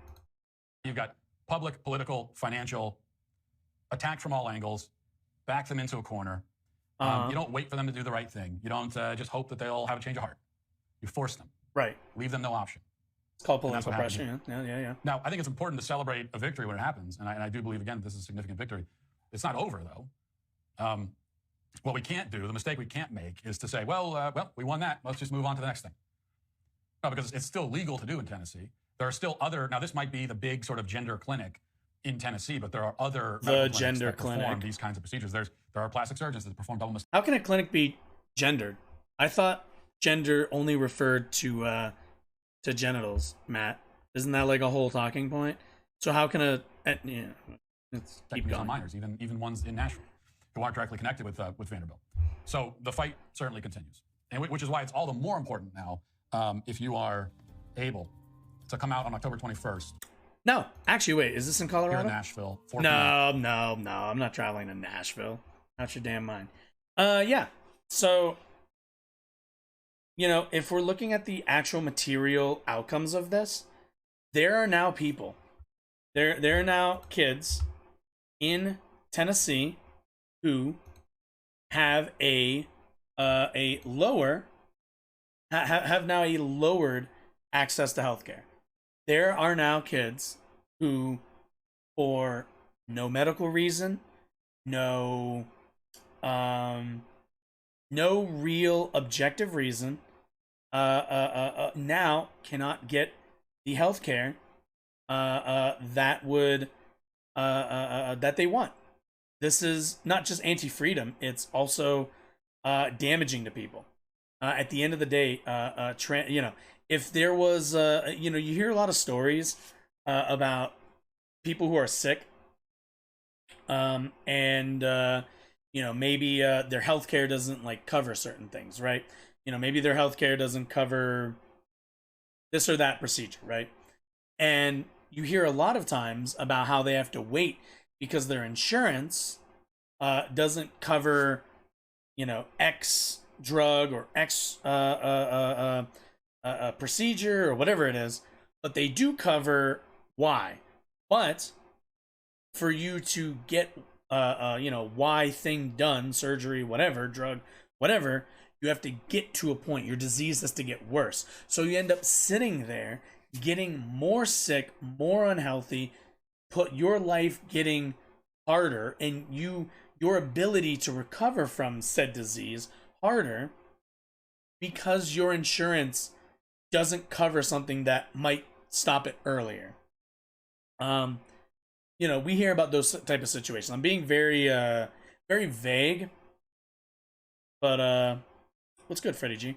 But I'm mostly being vague just because I don't have anything in mind. But there are forms of like cancer. We all see this. We've all heard of either family members or people who can't get certain treatments. At one point, they have to wait till you know, their disease or whatever is bothering them much farther down the lane, down the road, and then healthcare, then insurers will cover this or that. But by then, you're already past the point. Sometimes they get better, sometimes they don't. And what Matt Walsh is doing with the rhetoric that he's pushing is no different. You're pushing these people farther down the road, because I'm going to assume that gender affirming care in this scenario is also going to be things like hormone blockers, meaning that you're going to allow these trans kids to force them to continue developing into the gender that they don't identify with, to then later at an arbitrary point eventually be able to get that kind of care. And now, you know, if their puberty, you know, went after a certain point, now that's an even harder process. So this is doing nothing but causing harm to kids. But speaking of doing harm to kids, we also have another. Oh yeah. No. I want to hear this. I deeply want to hear this, because Matt Walsh will tell you, and we heard him earlier when he talks about saving the children. You gotta save the. Am I doing Alex Jones? I don't know how to do his voice without doing Alex Jones. You know, we gotta save the kids, and you know, that's what we're really doing all of this for. I feel like I'm doing more Alex Jones, but Matt Walsh, saver of children. Yeah. Matt Walsh advocates for impregnation of girls as young as 16 because, quote, technically when they're at their most fertile. In a newly unearthed rant about how teenage pregnancy isn't the problem, it's unwed pregnancy that's the problem in society.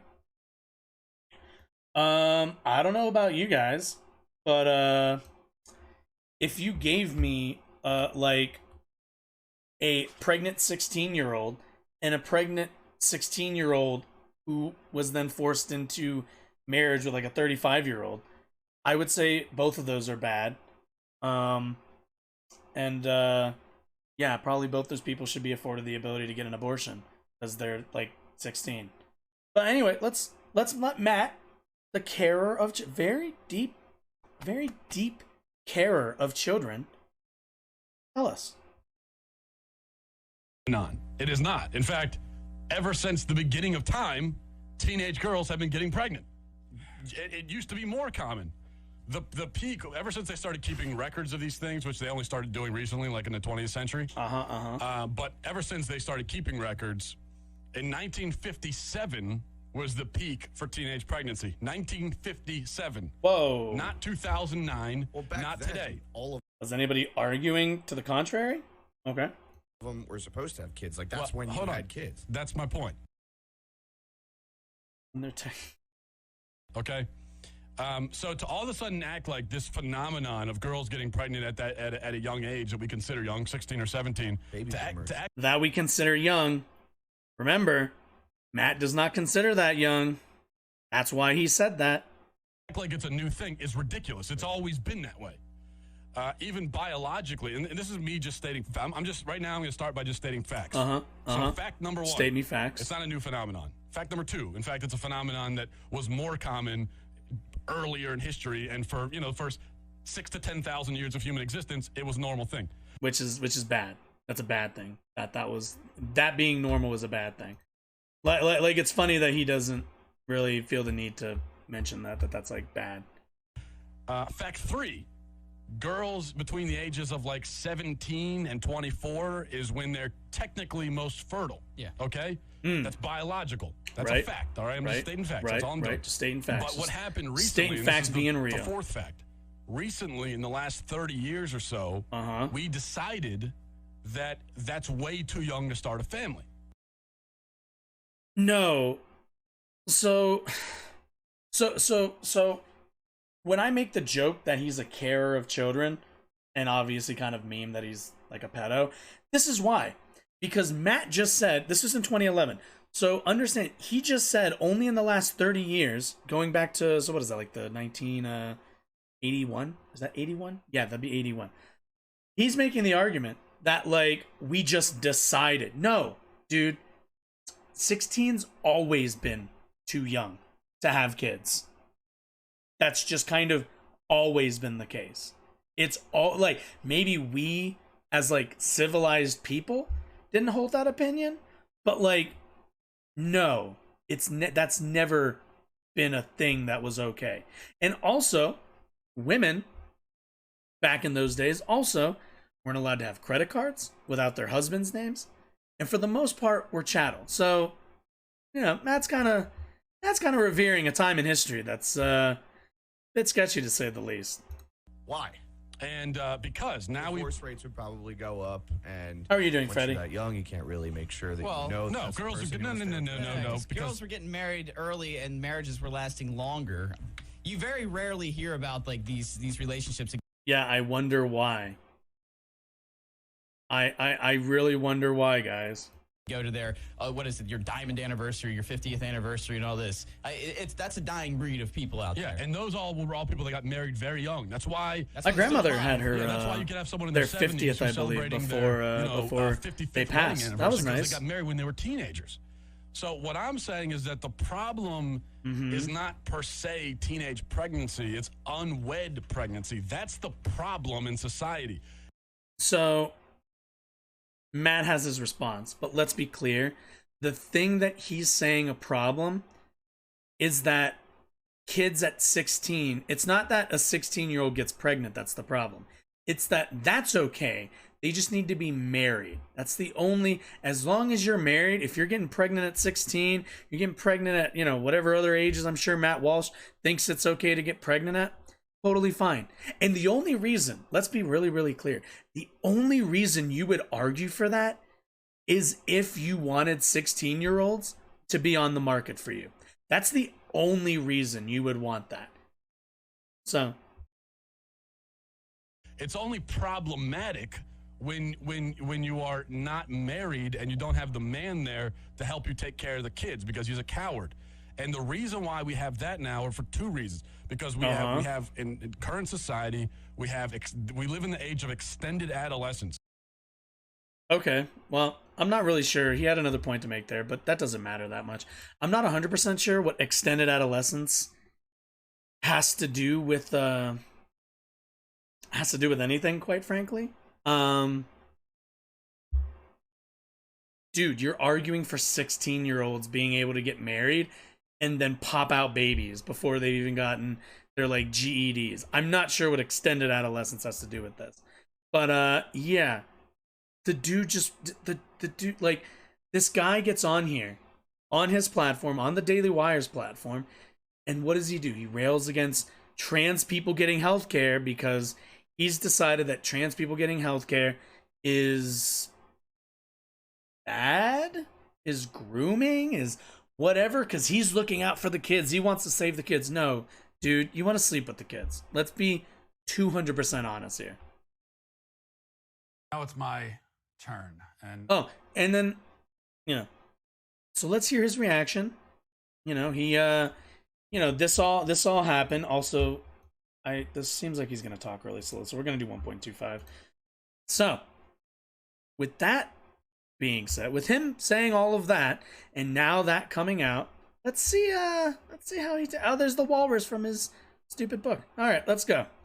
I expected that something like this might happen. It had to happen. I've Well, yeah, because you been say, successful in fighting against the left's yeah, dude, you say like pretty deplorable shit. You should expect this. agenda, especially the trans agenda, and especially recently. Those who support the sexual mutilation of children know Uh-huh. full well that I am a threat to them because Said the pedophile. we're winning and they're losing, and they know that too. And they can't engage with our arguments. They can't oppose us on the battlefield of ideas. So instead, they look for another way. And now they're convinced they found their kill shot against me by using the same method they always use, which is digging up ancient history, doing the internet equivalent of rummaging through garbage cans. Wait, I'm sorry. Is that suddenly like a thing the right is like upset about? Like, yeah, you guys do that all the time too. It's kind of a thing. It's kind of why they tell you on the internet, like, watch what you say because it's not going to disappear. Like, yeah, no shit. Find things that were I bumped this up to like 1.5 though, so. done and said years ago, which can be used to defame and, they hope, silence me today.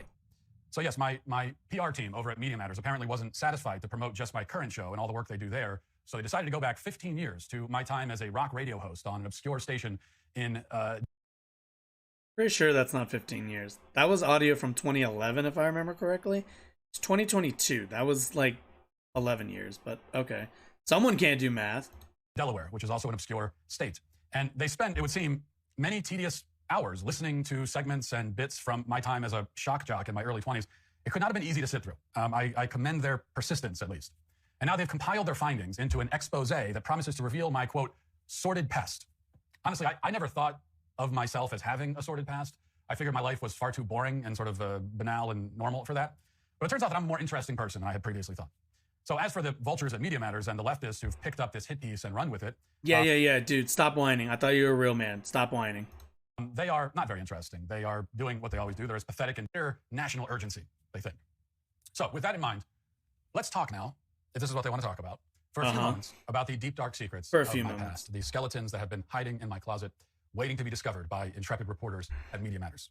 I will tell you the whole ghastly story, even the parts that Media Matters didn't include. He's a pedo. So when I was 20 years old, I moved into a one-bedroom apartment in a small town in Delaware and started working at a rock station with a staggering audience that easily reached into the hundreds, I think. Those are my humble beginnings. Wonder what that tattoo or maybe is. The dark I'm not going to look origins into it, of the but I'm world's just most notorious curious. terrorist, depending on who you listen to. All It's right, me come of on. physically abusing our radio interns by tape radio. Wait, at the what? time. In their hit piece, Media Matters presents evidence that I used racially insensitive humor, that I told inappropriate jokes, that I engaged in lots of offensive activities. All of that, it's kind of course, is true. They also accused me of physically abusing our radio interns by tasing one of them as a joke. That's also true. And I submit, still funny. In fairness, I got tased too. In fact, I invented a game back in those days called Taser Trivia, where, as the name suggests, you are asked trivia questions, and if you get wrong... Man, right, so man, I've heard... Man, for a guy who, like, talks about the, like, whiny left, is this entire thing just whining? I've seen, like, the main clip of him being, like, of addressing the actual stuff. Just get to it, man. Get to the pedo shit. Which, again, is true, but the part they leave out is that afterwards we called a doctor on the air to find out what 50 times.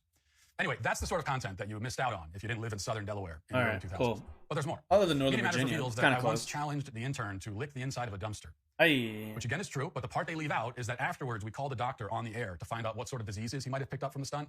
And from what I recall, the answer was many. On paper than it did in execution, I could tell you. Recognized. Okay. There was an LSD we talked in the middle of a political... Wait, was that Matt Walsh? Integrity. Oh my god. Oh my god. There's like a phrenology for like East Coasters. I've seen this guy. This is like every guy at a Philadelphia and like New Jersey CZW show. If you know what that is, you know who this person is. Jesus. Okay, we're moving on. Of my life and my career. That's what they're going for. Moving on. That's the price they expect me to pay for opposing them effectively. They hope to force me to submit and apologize, at which point, of course, as it goes, they'll shoo me away with my tail between my legs, out of public view, out of the arena, off into obscurity. This is my punishment. I cannot wait for that moment to finally come. Because it's going to happen. Understand, Matt Walsh is way too mask off for that not to eventually happen. So that's why he always primes his audience for this. Because eventually, he's going to say something that's just one shade over. And that's it. You know, the life sentence they expect me to serve for trying to stop them from abusing and butchering children. And it's not just me they're after. You know, they want to send a message to everybody else. They want to send a message to you. Now, I don't know. I'm assuming he's not going to address what he said. He's just going to double down. But at the end of the day, Matt, you already said that we as a society only decided it wasn't okay for 16-year-olds to get pregnant 30 years ago, which means that's not the opinion you hold. I, and many people like me, think 16-year-olds, whether you're a caveman or now or in the 50s, it was never okay for 16-year-olds to have kids. It just wasn't. Sorry, I don't know what to tell you. But if your opinion is that it should be, it's perfectly fine, then you would think it's just an opinion. You would just sit there and go like, whoa, we only just decided this. It's like, you jaywalk. You're like, oh, you only just decided I wasn't allowed to cross the street once the light flickered off. If you stand up against them, this is what happens. They want to make me into another head on a spike, one of many. They put out on the edge of town a warning to anyone else who might think about disobeying their rules. So here's my official answer. I live in Denver, very leftist city. If you get on I-25, you head a bit down south, there is like a Game of Thrones style heads on spike thing you can drive past. It's near like the IKEA. For the record, kiss my ass. I do not apologize. Kiss my ass, so what? In fact, by all rights, you sick freaks should be the ones apologizing to me for lying and defaming me. I'm doing it all because I'm trying to prevent you from sexually mutilating children. Again, show me the lie, Matt. I would love for you to show me the lie, because all that really happened is audio is your words. And O'Reilly did this a lot too. All somebody did is find your words and play them. They gave you more than enough rope to hang yourself. So I don't know what you're talking about lying anything. Homie, you said it. We all two of us in this stream heard you. So, no, I didn't need to lie. You damned monsters. You child-abusing psychopaths. Child abusing. I wouldn't apologize to you, soulless parasites, if I had a gun to my head. Instead, I'd rather just tell you all to piss off. Right. I apologize for nothing. I concede nothing. I will never surrender even a single inch of ground to a pitchfork mob of degenerate morons. Amazing. The secret they never say out loud is that nobody is truly canceled unless they consent to it. Okay. And they willingly I thought you play don't their care about assigned consent. roles. Well, I do not consent. Matt, since when do you care about consent all of a sudden? Since when the fuck do you care about consent? You don't get to consent to this. You don't get to get consent to this, sir. The fuck out of here. I'm not going to play the game. I'm not going anywhere. Uh-huh. I am more motivated than ever to oppose you and to fight against everything you stand for, because I hate everything you stand for, and I hate it more with each passing day. So you can try to humiliate me, you can try to ruin my reputation, you can accuse me of all of the most heinous crimes that you Hey man, look, you're the one who said it, not me. That's all I'm saying. can invent in your tiny, feverish little brains, but I am not going anywhere.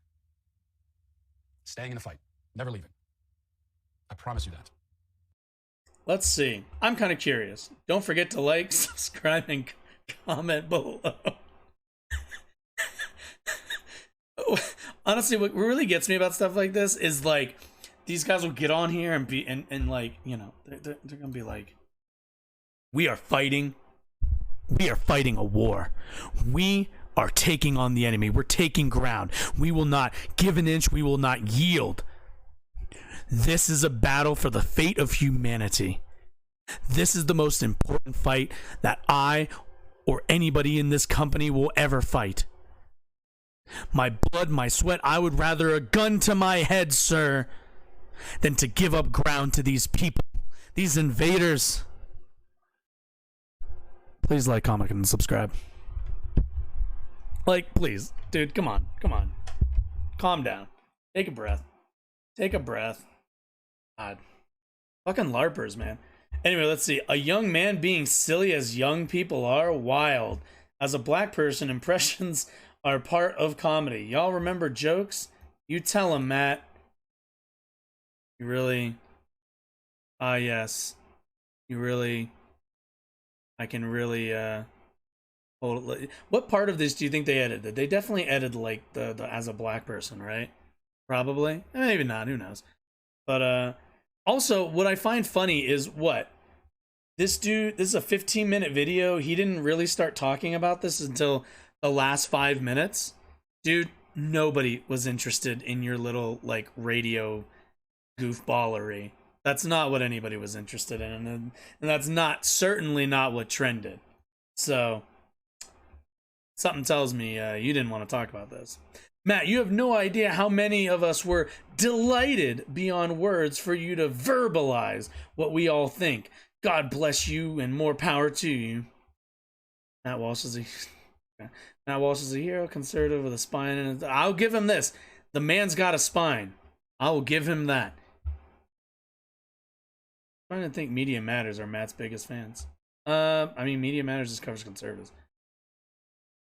Keeping you and your family in our prayers. You're a strong advocate for conservatives and a massive inspiration that just gets more determined when faced with opposition. Keep fighting. We're here with you. Yeah. So, do I need to say it? Like, again, I really like Matt Walsh. I really do. I love covering his content because the dude just like does not have a filter. And, you know, again, it's just nice. It's nice. It's just nice that like there are people out there who will just own their positions. Will just be like, look, man, I'm a pedo and I'm not backing down a bit. Fuck that. 16-year-old's pregnant. Seal of approval. The Matt Walsh seal of approval. God damn it. I'm not backing down. You know, I respect that. I respect that he stands by that. Awful person, and I will do anything in my power to make sure that he is undermined. But I say it all the time. Say it with your chest. And at least he says it with his chest. Give him that credit. But yeah. But friends, colleagues, everybody else, I do believe it is that time. I know. You're thinking to yourself, Josh, your description says Tulsi and something else. I already forget what my what the stream description says or what the stream name is. I know. First of all, I said maybe on the debate part. But for now, I must bid you all adieu. I must bid you all good night, goodbye. It really breaks my heart. I've enjoyed this, as I always do. Please, if you enjoyed what you saw, I would really appreciate it if you hit that follow button. As you can see, the goal is to make it to 100. That's on Twitch. I also have a YouTube channel that's linked on this Twitch account. It'd be great if you went and subscribed there. I put up as many of the segments as I'm able to edit down and everything else. Again, I have a full job right now. Actually, I have like kind of two. But I have a job right now in the real world, and that makes doing these streams schedule-wise a bit complicated. But I love doing these, and I hope you enjoy watching them. If you do, I'd appreciate the follow. I'd appreciate the subscribe. Kind of keep this ball rolling. We're up to 17. I think I've only done like a couple of streams so far, so I'm liking the momentum. But for now, I am gonna have to sign off here. As always, stay beautiful. Keep an open mind, and for anybody. I don't pimp this enough, I feel like, but for anybody who would ever like to call in, I do I do liken this show. I do like to think of the show as also a conversation show. If you'd ever like to call in, there's an email right above my head. You can always email that. Let me know what you want to talk about, when you'd like to call in. As long as we can set something up, I'd love to have you. I really don't like, I've gotten into it a little bit with chat in the past. I'm not really a big fan, mainly because it's just kind of boring content to watch. Me just wait for people to type out their very long responses. So if you ever disagree, if you ever want to, push back on anything I'm going to say, and you want to do so in a longer format, by all means, email me, let me know. I'll get you onto here. Most likely we'll do it through Discord. But anyway, I'm keep talking and I have to run, guys. But you all have a lovely, lovely day, and I will see you in the next one.